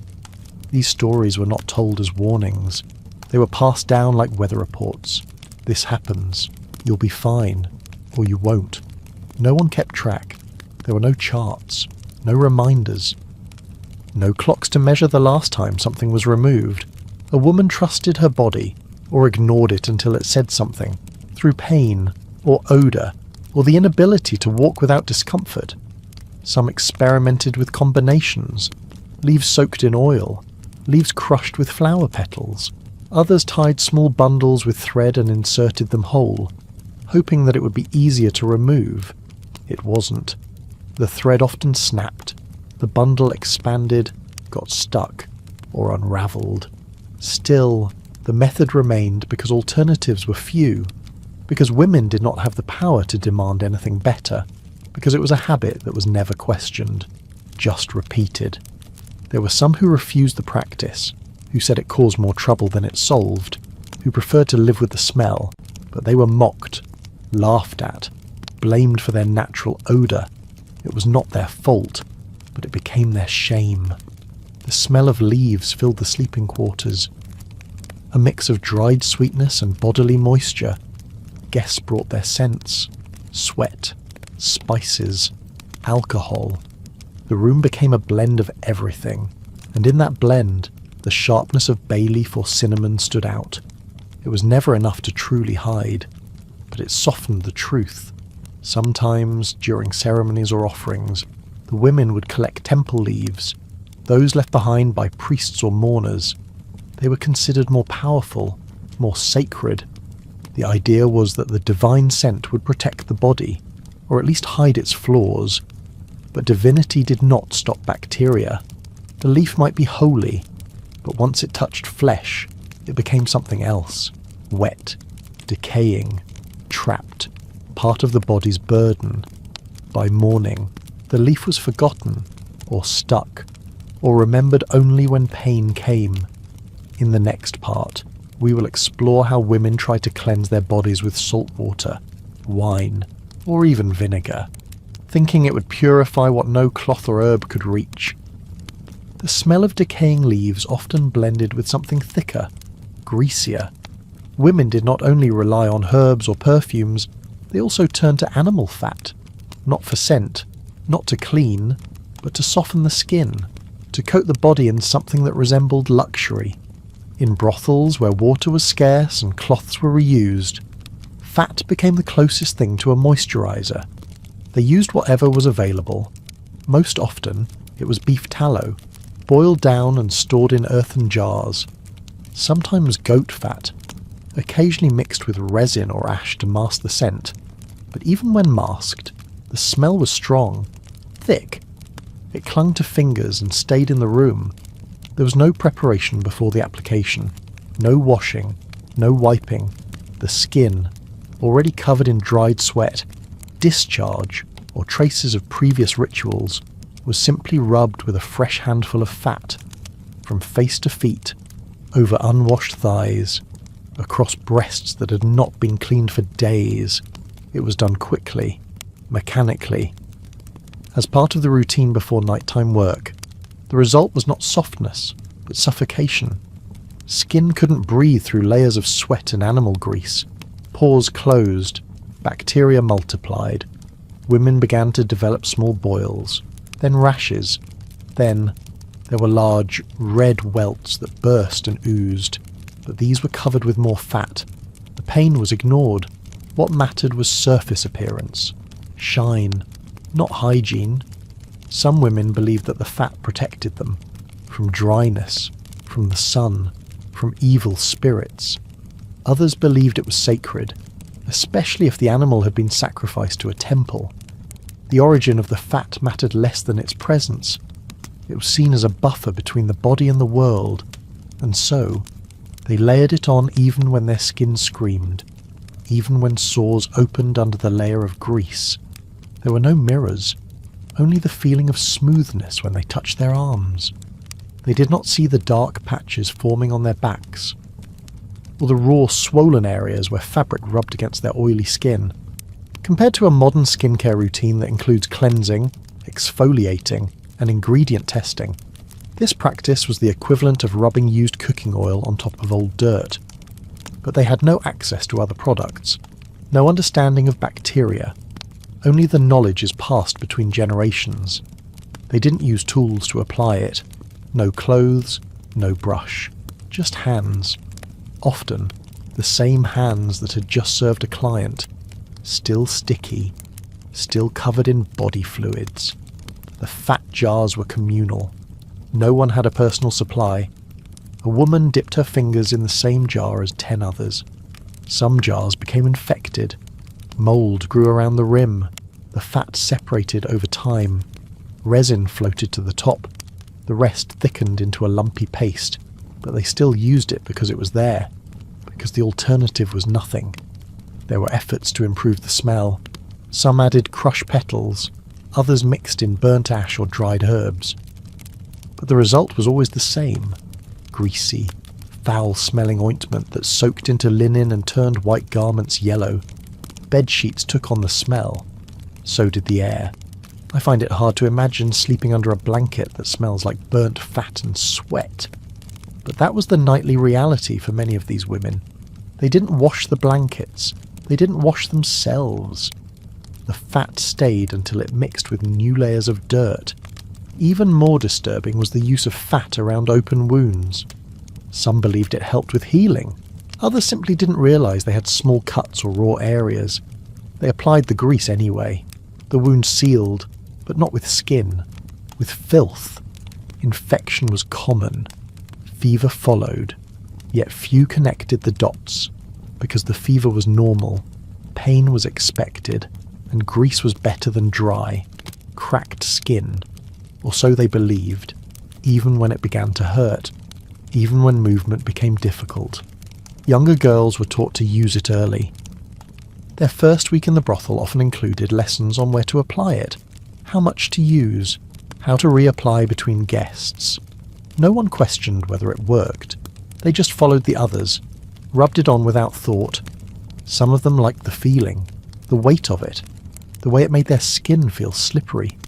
They said it protected them and it gave them confidence, a kind of armour, until the infection started, until the sores began to ooze, until they couldn't sit without pain. Still, the routine remained, because routine was easier than change, and no one offered a better way. Sometimes fat was combined with tree resin to make it thicker, stickier. This was used for special nights, for wealthy clients, to make the skin appear wet and glowing, but it made the smell worse, especially when mixed with heat and movement. The grease melted, ran down the legs, and soaked into the floor. There was no rinsing it off, only wiping with the same cloth used on other parts. Then, waiting for the next round. In the heat of Egypt, the fat turned rancid quickly, especially when mixed with human skin. The result was a sour, almost metallic odour that clung to every surface, but they adapted, or stopped noticing, until a client complained, or refused to touch them. That was when some women turned to alternatives, plant oils, when available, or vinegar, in rare cases.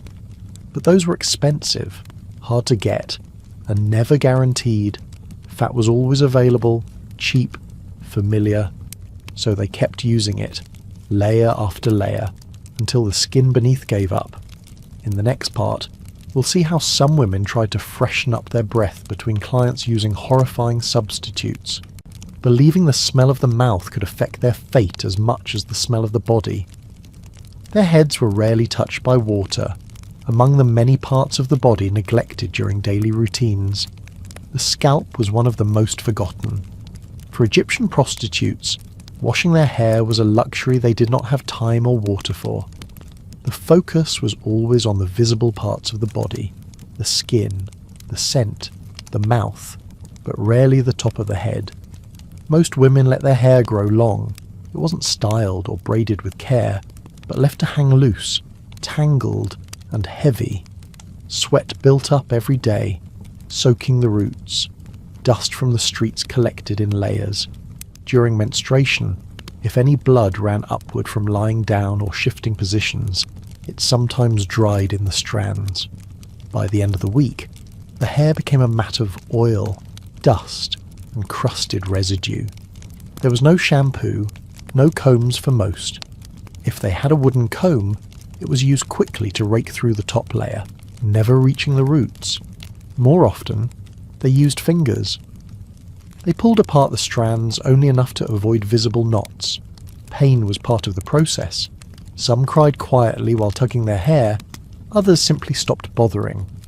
The smell of their heads was a mix of old sweat and something metallic, something sharp that hovered just above the scalp. Clients didn't notice it immediately, but when they leaned in close, the odour crept out, especially if the woman moved or shook her head. In some cases, lice began to multiply. They moved fast through shared bedding, shared clothing, and shared bodies. Women woke up scratching their heads until their scalps bled. They didn't treat the lice. They lived with them, until one day, the itching became unbearable. That was when they shaved everything off. Head shaving was seen as an act of surrender, not a style, not a statement, just a way to stop the irritation. A friend would help, using a broken razor or sharp shell. The head was scraped clean. If there were wounds, they were left to dry on their own. No one cleaned the blade afterward. It was used again on someone else the next day. Compared to modern salon treatments, this was closer to battlefield triage than hair care. No scissors, no mirrors, just haste and pain. Some women wore wigs to hide the shaved scalp. These were made of woven threads or palm fibres, but most couldn't afford wigs. They let their bald heads shine in the candlelight, blending into the dim corners of the brothel. No one commented. Everyone understood. Those who kept their hair long rarely washed it. They feared losing it. They feared it would fall out with too much pulling. But ironically, the lack of washing did more damage than the water would have. Hair became brittle. It snapped off in clumps. When they brushed it with their fingers, black strands stuck to their skin. Sometimes, when the lice got bad, they didn't shave. Instead, they tried to burn them. Lighting incense or oil near the scalp and hoping the heat would drive the bugs out. It sometimes worked, but it also burned the hair, left patches of melted stubs and the smell of scorched skin. There were no oils or conditioners. The closest they had was leftover animal fat, sometimes rubbed into the scalp to soothe itching. But this just trapped more dirt. Dust clung to it. So did dead skin. The build-up hardened like wax and flaked off days later in thick chunks. I can't imagine lying next to someone whose hair sheds like dried mud. But in those rooms, That was common. The hair was just another forgotten surface, like a corner of the floor. No one bothered to sweep. Once in a while, a woman would try to clean her hair using water from the Nile. She would scoop a small bowl and try to rinse only the ends, but the water was thick with silt, and worse, it often carried waste. Washing with it sometimes made the smell worse. A mix of algae, fish rot, and sewage settled into the hair and stayed for days. Some women had special rituals. They burned certain herbs near their heads to try to mask the smell. They whispered to old gods, hoping for beauty. But most didn't have time for ritual. Their hair was simply tied back, or let fall in oily clumps over their faces. During work, they didn't touch it. No one did.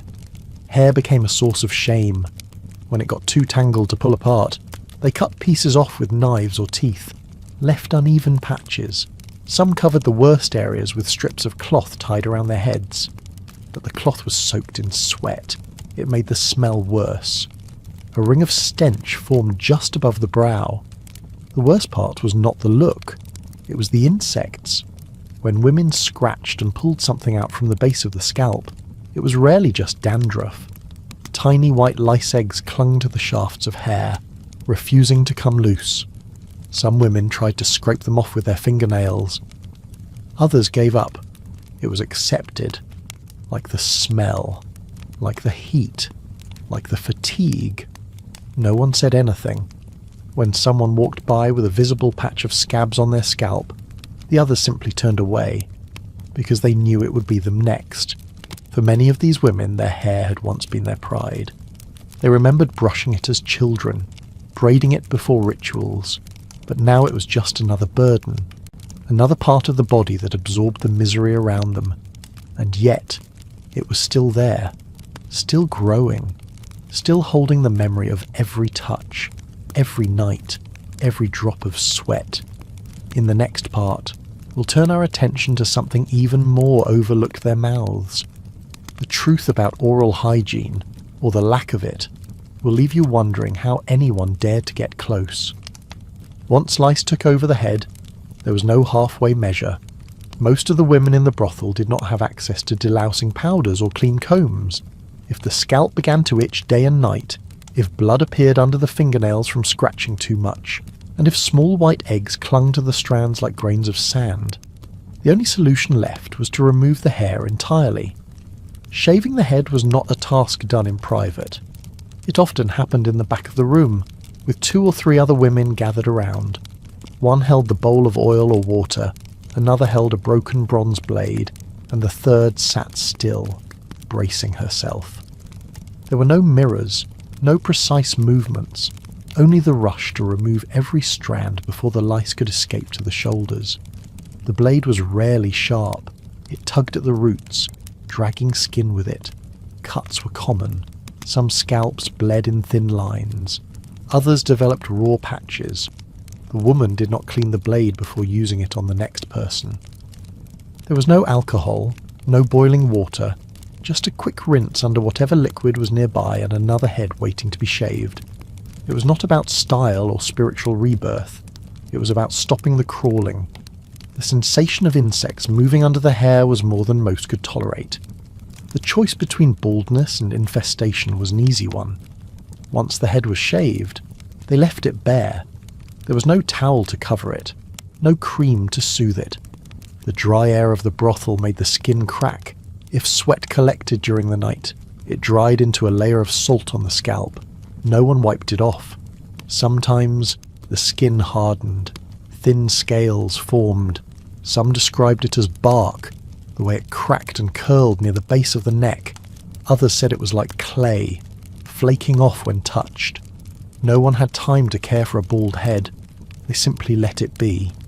From a modern perspective, it is shocking how little concern there was for infection or comfort. In today's world, even a razor nick is followed by antibacterial gel or a soothing balm. In ancient Egyptian brothels, a bleeding scalp was ignored. The women had other things to worry about. Occasionally, a woman would try to moisturize her shaved head with animal fat. But this only made things worse. The fat trapped heat and dirt. It mixed with dust from the floor, forming a paste that clogged pores. The next morning, the head smelled like old meat and sweat. Others tried using clay. They believed it would cool the skin, but the clay dried unevenly. When it cracked, it pulled tiny pieces of skin with it. Some developed patches of raw flesh that stayed red for weeks. If lice had laid eggs near the scalp, those eggs sometimes stayed even after shaving, lodged in folds or scabs. I find it hard to imagine choosing between constant itching and an open, peeling scalp. But for them, there was no choice. Once the infestation became unbearable, the hair came off. There was no ceremony. No farewell, just a blade and silence. The worst part was that it didn't always work. Some women found that the lice came back even after shaving. They had been in the bedding, in the clothes, on other people. Shaving only removed one battleground, not the war. There were no towels or scarves to protect the exposed head. If a woman walked outside during the day, the sun burned her scalp.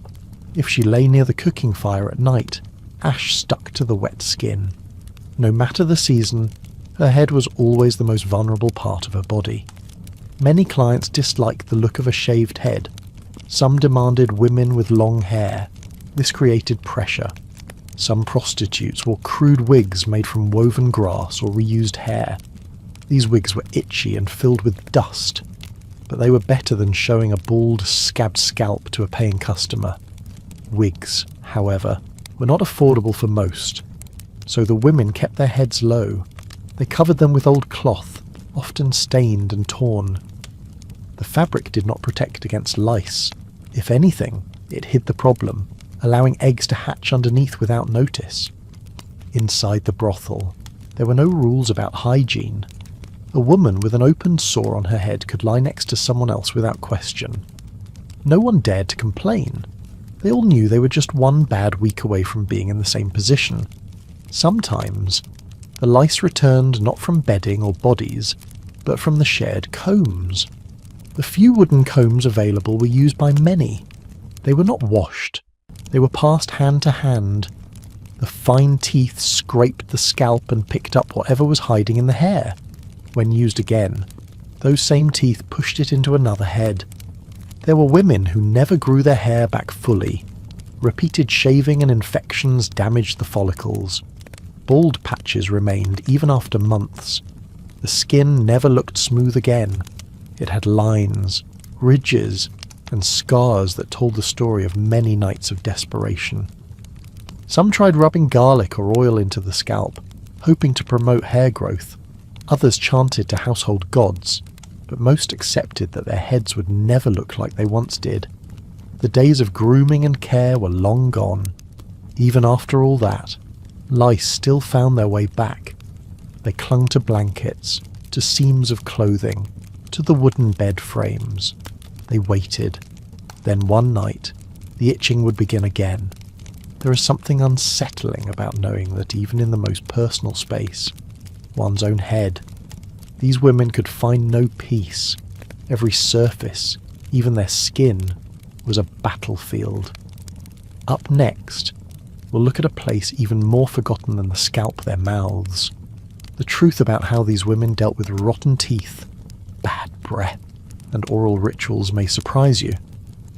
The combs in the brothel were shared by everyone. There were rarely more than 2 or 3 for the entire house. Some were carved from wood, with thick handles and uneven teeth. Others were made of ivory, once a luxury item, now chipped and stained from years of use. They were not personal items. No one kept one for herself. They moved from hand to hand, bed to bed, without pause or question. After a long night with clients, a woman might run one of these combs through her matted hair. She would pull at the knots, sometimes breaking the teeth off the comb in the process. She would not wash it. She would not even wipe it. When finished, she would leave it where she found it or pass it to the next woman who asked. There was no thought about what had been clinging to the wood. The most common guests were lice, their eggs clinging in neat little rows between the teeth. Some women didn't notice. Others noticed too late. The itch came days afterward, long after the comb had passed to someone else. But lice weren't the only things hiding in those combs. Fungal spores spread just as easily. In the damp, unwashed air of the brothel, scalp infections were common. Some women had patches of skin that flaked like ash. Others had oily sores near their hairline. The combs picked all of it up and carried it onto the next scalp. It is disturbing to think of something as simple as a comb becoming a tool of transmission. Today, combs are personal. They are rinsed, disinfected, and even replaced regularly. But in these brothels, they were treated like a communal tool, no different from the bedposts or blankets. The idea of individual hygiene did not exist. Even if a woman noticed that her scalp was infected, she had little choice. There were no salves, no medicated creams. Scratching only made it worse, but scratching was the only relief she had. When the skin began to break open, she kept scratching. When it bled, she wiped the blood with her palm and continued working. The ivory combs were especially dangerous. They were harder to clean, and their smooth surface made it easier for oil, sweat, and skin flakes to cling. Ivory didn't splinter like wood, which meant the same comb could survive for years, a tool that had touched dozens of scalps, passed down through many hands, never once cleaned. Some women believed that oiling the comb would make it safer. They rubbed animal fat into their teeth to soften their hair while brushing, but the fat only helped the microbes multiply. It created a moist layer that trapped bacteria and fungal spores. After a few days, the comb itself began to smell. Occasionally, one of the older women would boil water and try to clean the combs. But boiling water was a luxury. It was used for meals, not grooming. And even then, most of the combs were too fragile to survive the heat. If the wood cracked or the ivory curled, the brothel lost one of its few tools. So they stopped trying. I can't imagine trusting my skin to something so filthy and familiar at once. But trust wasn't part of the equation. There was only necessity. When the hair tangled or the scalp itched, a comb was needed. And the only one available was the one that had just been used by someone else. It wasn't just lice and fungus. The shared combs also caused tiny cuts on the scalp. If a woman's skin was already irritated, even a small scrape could become infected. The comb didn't distinguish. It dug into open sores and passed those invisible particles forward. Some of the women had visible damage, bald patches, discoloration, raised ridges of scar tissue. These weren't from disease alone, but from repeated exposure to the same dirty tools. The brothel didn't stop. They kept combing, kept sharing, kept scratching. A few women shaved their heads entirely to avoid the problem. But then the combs were used to scratch the bald scalp, still dirty, still spreading. There was no escape unless one left the brothel altogether, and most of them couldn't. When clients saw the condition of the women's hair, they didn't complain. Many of them were just as dirty. Some men even enjoyed the mess, taking it as proof of desperation. Others ignored it. Hygiene was not a requirement for pleasure. It was only a luxury for the elite. Inside the brothel, the smell of oil, sweat, blood, and hair mixed into one sour, lingering odour. The combs added to it. Their teeth carried the scent of dozens of scalps. If you picked one up and held it close, you could smell the lives it had touched. Not in a poetic way, in a way that made your stomach turn. Looking at that world from here, I'm struck by how something so small, so mundane, could become so dangerous. A comb, left unwashed, could carry the legacy of every infection it had ever touched, and no one thought to stop it.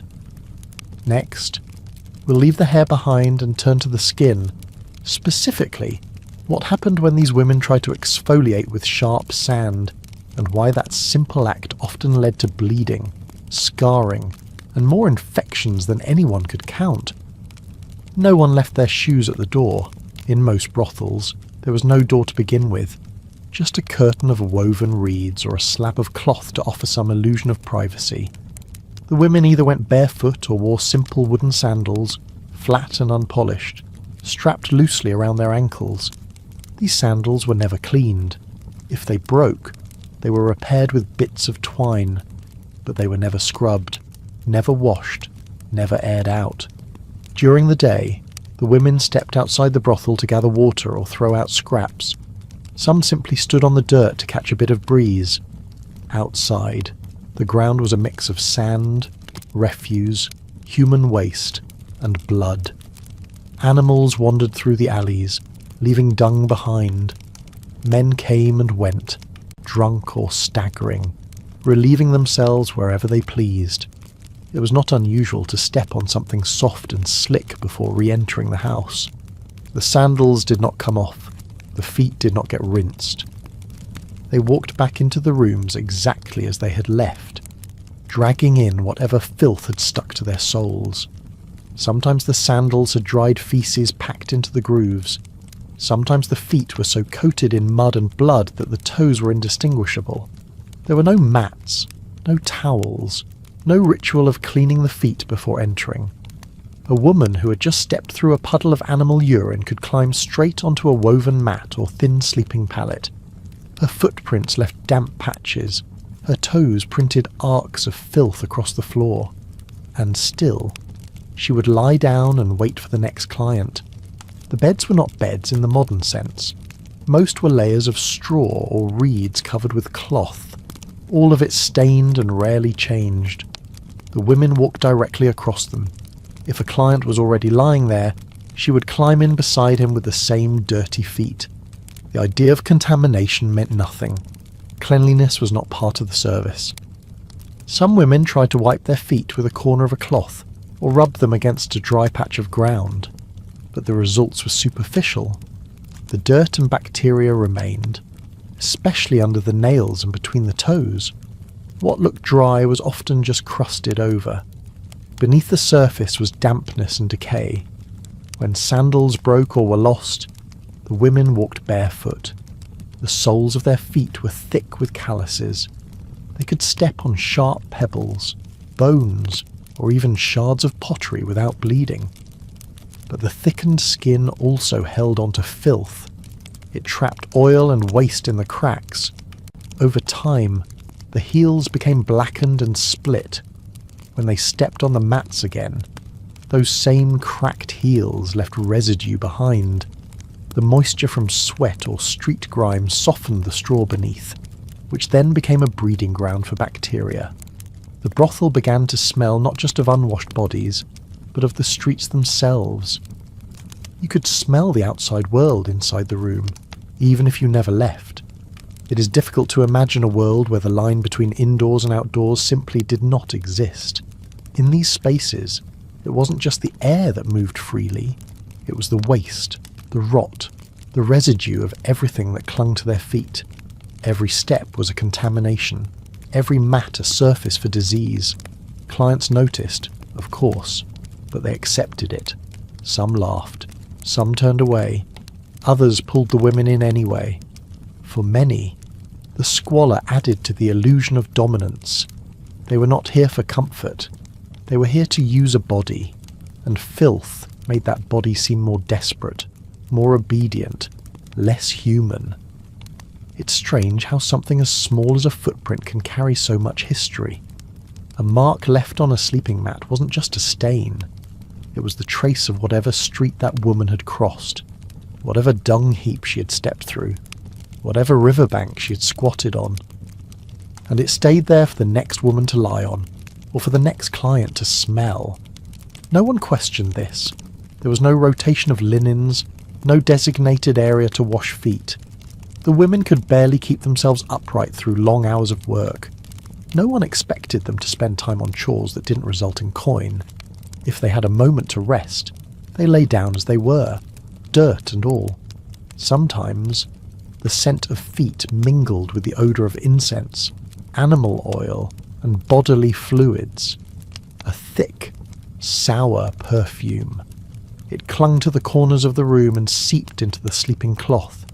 Even if you removed the mat, the floor beneath would still hold the smell. It was a smell made not by time, but by repetition.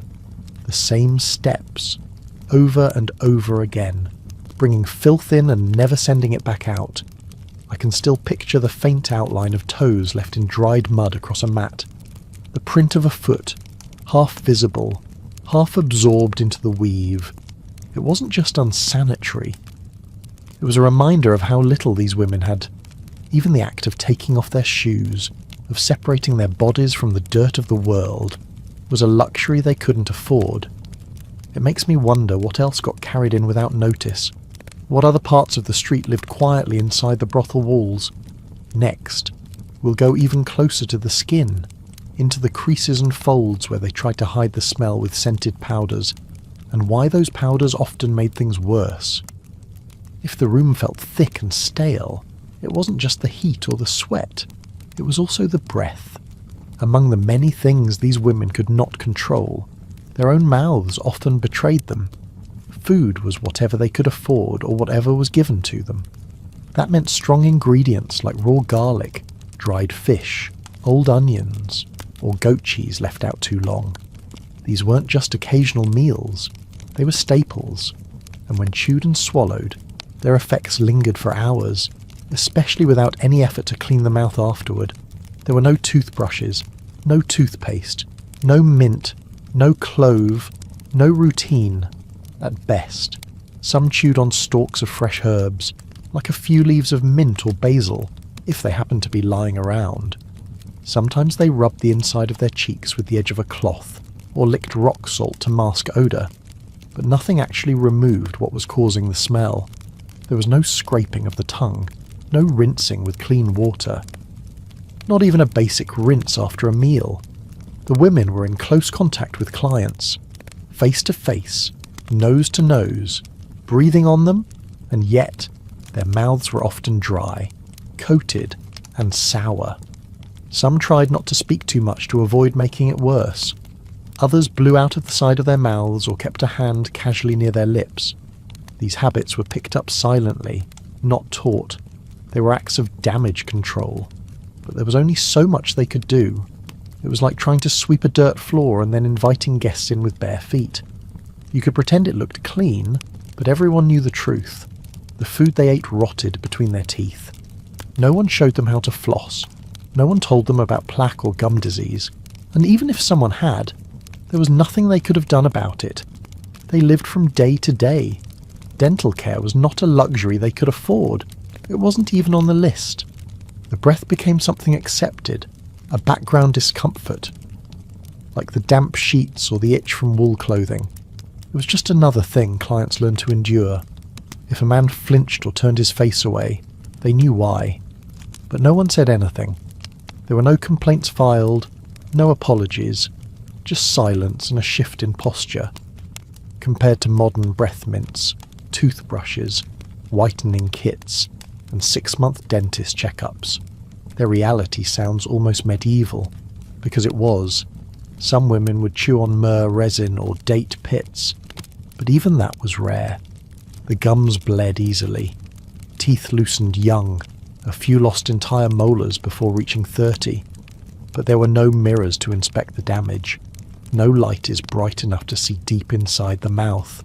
Most of the time, they didn't know what they looked like inside, only that it hurt, or that it smelled, or both. Morning routines did not include oral hygiene. After waking, they might rinse their faces or hands if water was available. But no one handed them a clean cloth to wipe the inside of the mouth. No servant came with lemon water, no perfumed rinse, just stale breath from the night before, mixed with whatever they ate before sleeping. Many kept working through it, talking, breathing, kissing, with the same stale breath day after day. Even worse, some developed abscesses or ulcers that produced even fouler odours. But those infections went untreated. There were no dentists to drain them, no antibiotics to stop the spread. Sometimes they simply lived with the pain until the tooth fell out. Other times, the infection spread and the jaw swelled. The work didn't stop. The client still came. I can't imagine how heavy it must have felt to carry not just your body, but your own breath like a burden. To know it repelled others and yet to have no means of changing it. To still be expected to look desirable, to perform, to smile, even when your mouth betrayed you. In some brothels, they passed around a jar of crushed mint soaked in vinegar. Women would dip a finger in and smear some across their tongue or inner lips. It stung.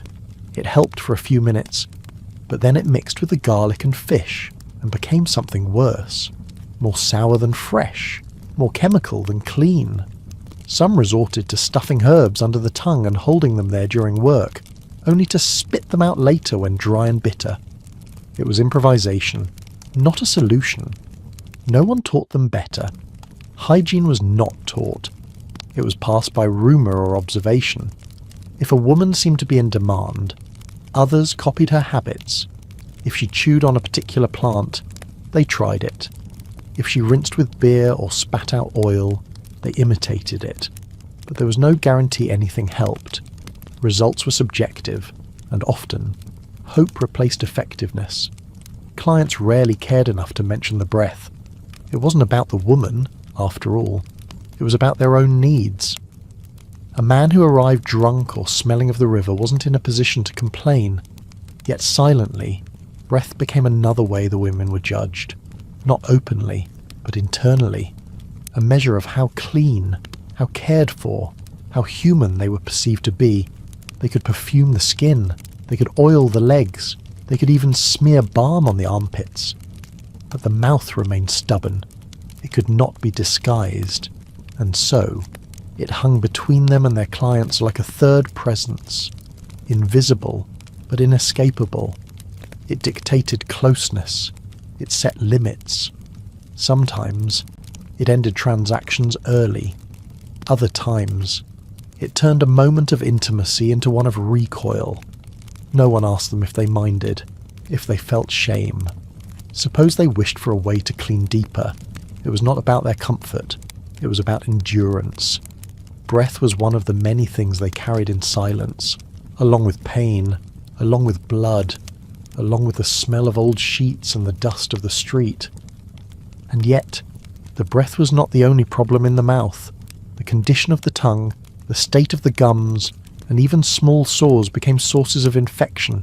In a setting where women already shared everything, these infections spread quickly.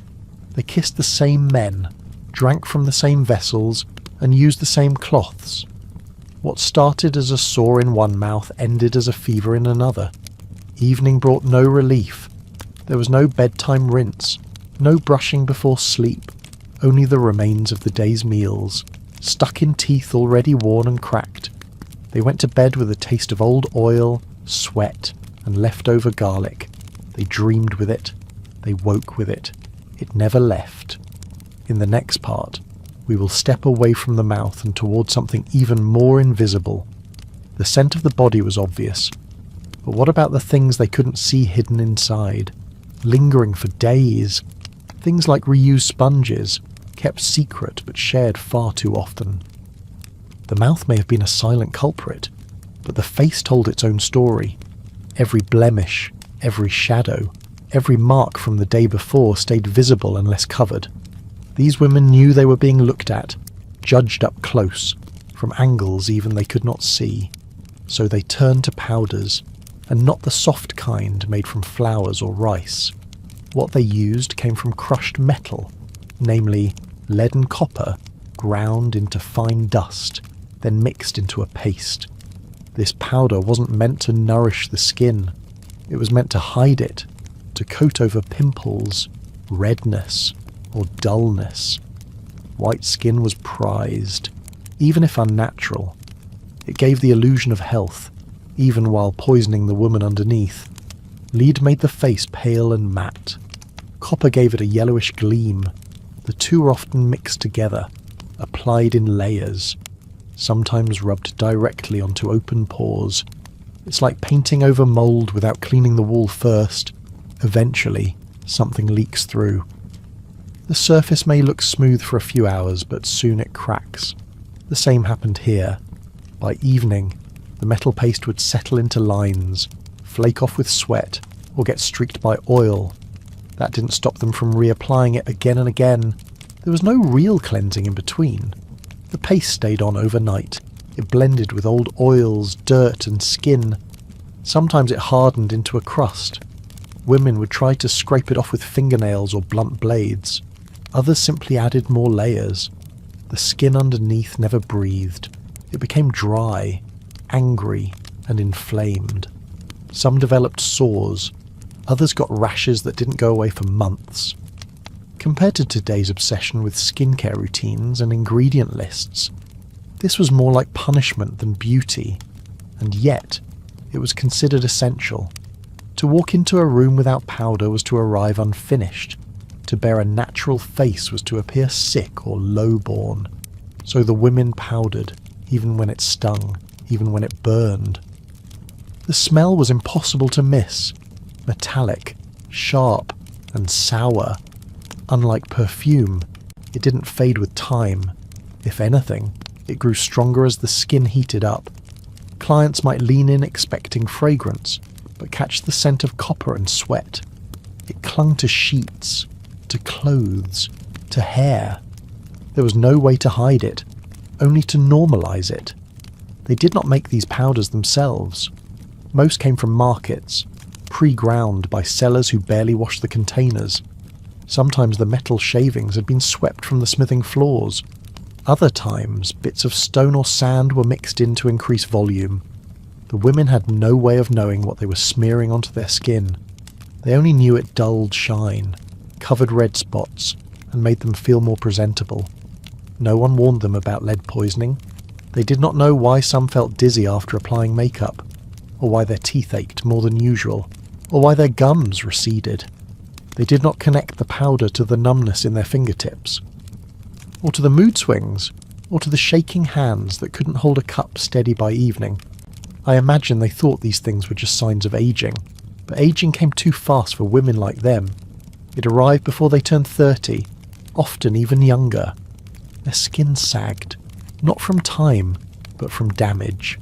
Their bodies shrank, not from years, but from daily stress. The powder sped it up, silently. Some women tried to mix the paste with animal fat to make it smoother. Others combined it with chalk or flour, but that only diluted the metal, never removed its danger. The habit stuck. Each morning, before the first client, a thin film of poison went on, and it stayed there all day. By midday, sweat broke through. The paste cracked in places. They touched it up with their fingers, spreading germs from one blemish to another. Some women shared the same powder container. Some used the same cloth to apply it.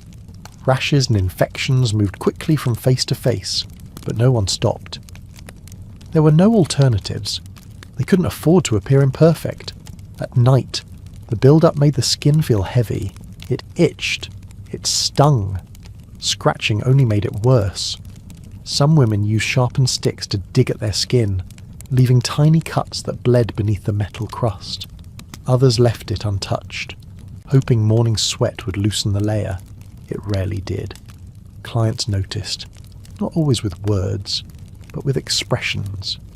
A client's face when a kiss revealed bitter metal, when a cheek touch left powder on his fingers, when the scent of copper overpowered the perfume. But like everything else, he stayed quiet. It wasn't about her, it was about what she provided. To them, the makeup was armor. Even if it poisoned them, it gave them shape, a face to wear, a role to play. Without it, they were vulnerable. They were just girls in the dark.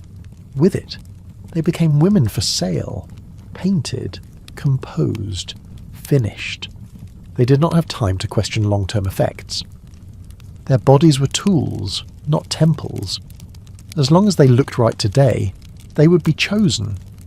That was all that mattered. Tomorrow could worry about itself. Pain and fatigue were expected. They did not speak of them. The job had no space for complaints. Some women lost chunks of skin to repeated lead exposure. Others developed permanent pockmarks.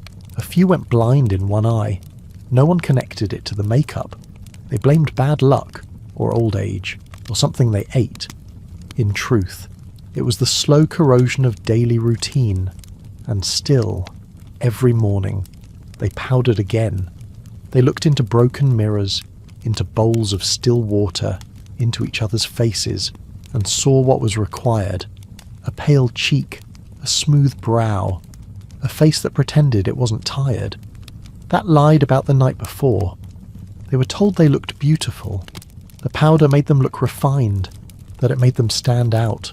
They nodded, smiled, and did it again the next day. In the following part, we turn from the face to something even more public.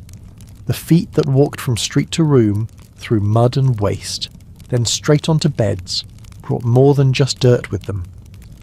The skin could be painted, and the breath masked, but nothing was more difficult to hide than disease, yet that did not stop them from trying. When the body showed signs, it was failing. When strange pains appeared or fluids changed colour, they still returned to work. There was no pause, no time to heal, no one to report to. What mattered was appearance, and scent became their final shield. Venereal disease was common, though no one called it by name. They only described symptoms. Burning when urinating, sores that would not go away, rashes that spread in silence. Some women bled unexpectedly, others limped from swelling. None of it meant they could rest. Instead, they reached for what little they had: perfumes, oils, powder, a mask of fragrance over symptoms no one dared acknowledge. The most used were lotus oil and kai-fi, a strong blend of herbs and resins. These were not applied delicately. They were poured, rubbed under arms, between legs, along the groin. Then came the powders. Chalky, sweet, overwhelming. The goal was not to smell good. The goal was to hide something worse. It's the ancient version of spraying air freshener over a rotting corpse and pretending nothing is wrong. The scent would hit first, sometimes pleasant, but underneath was a deeper note, one that clung, one that signalled infection, even if no one said it aloud. Some clients noticed and said nothing. Others left early. A few didn't care at all. For the women, silence was safer than admission. If a brothel mistress found out, she might punish, isolate, or replace them. If a client complained, they might lose their spot in the house. So they said nothing. Just more oil, more powder, more effort to walk normally, even when every step hurts. Some didn't know they were sick. No one taught them. They thought the pain was part of being a woman. They believed the body just broke down after enough clients. They blamed fatigue, blamed bad food, blamed bad luck. They did not understand bacteria, viruses, or transmission. All they knew was that they could not stop working. They shared beds, shared towels, shared sponges, cloths, and hands. What one woman had, others soon got. There were no gloves, no sterilization. The same hands that touched an infected wound would later serve food or apply makeup. The same sheets were used for the next client. Infection was routine, compared to today's regular screenings, antibiotics, and basic education. This was a slow, shared sentence that no one could read. They had nothing, no doctor, no ointment, no comfort. Some women used ashes. Others turned to temple priests who gave incense and prayers. But the symptoms remained. The scent grew stronger. Still, they worked. Some nights, they could barely stand. They smeared more oil, dusted more powder, bit their cheeks to force a flush of colour. The room had to look normal. They had to act normally. Pretending was survival. Clients were not innocent. Many carried disease from house to house, from one girl to the next. Some left behind more than coins. But they too masked themselves with perfume. They too believed if it didn't show, it didn't count. The cycle went on, day after day, year after year. Women aged faster, weakened faster, and often died without anyone knowing why. Some passed out in the middle of a session. Others never woke up. Their bodies were removed, their names erased. A new girl took their place. The rooms never changed. The scent of oil and old disease stayed in the wood, in the fabric, in the air. The walls absorbed it. The floor kept it. Even the mirrors seemed to reflect it. There was no escaping it, only learning to live with it. I often wonder if they stopped noticing after a while. When sickness becomes normal, when pain becomes daily, does it still register, or does it just blur into the background like noise at night? Perhaps they stopped smelling it. Perhaps they thought it was just what women smelled like after enough years in the job. They were not foolish. They were not dirty by choice. They were women boxed into corners, with no education, no protection, and no one to ask for help. Their tools were powder and oil, and that was all they had. Their scent followed them even outside the brothel, into markets, into temples, into the quiet alleyways where they lived. Some people turned away, others judged loudly, but none offered a solution. The women kept walking. By the end, many were covered in sores. Some went blind. Some became infertile. Some simply disappeared. The city did not record their names. The temples did not bury their stories. History left them out. All that remains is scent and silence. But underneath the perfume was a truth too heavy to wash away. These women were not just bodies. They were evidence. Evidence of how a society can look at suffering, smell it even, and choose not to care. And still, every morning they stood up, oiled their skin, powdered their sores, smiled at clients, pretended to be untouched. So when we speak of ancient Egypt and its perfumes, its oils, its rituals, we must also remember this, that for some, scent was not beauty. It was armour. Tonight, as you lie down under clean sheets and silence, think of those who had neither.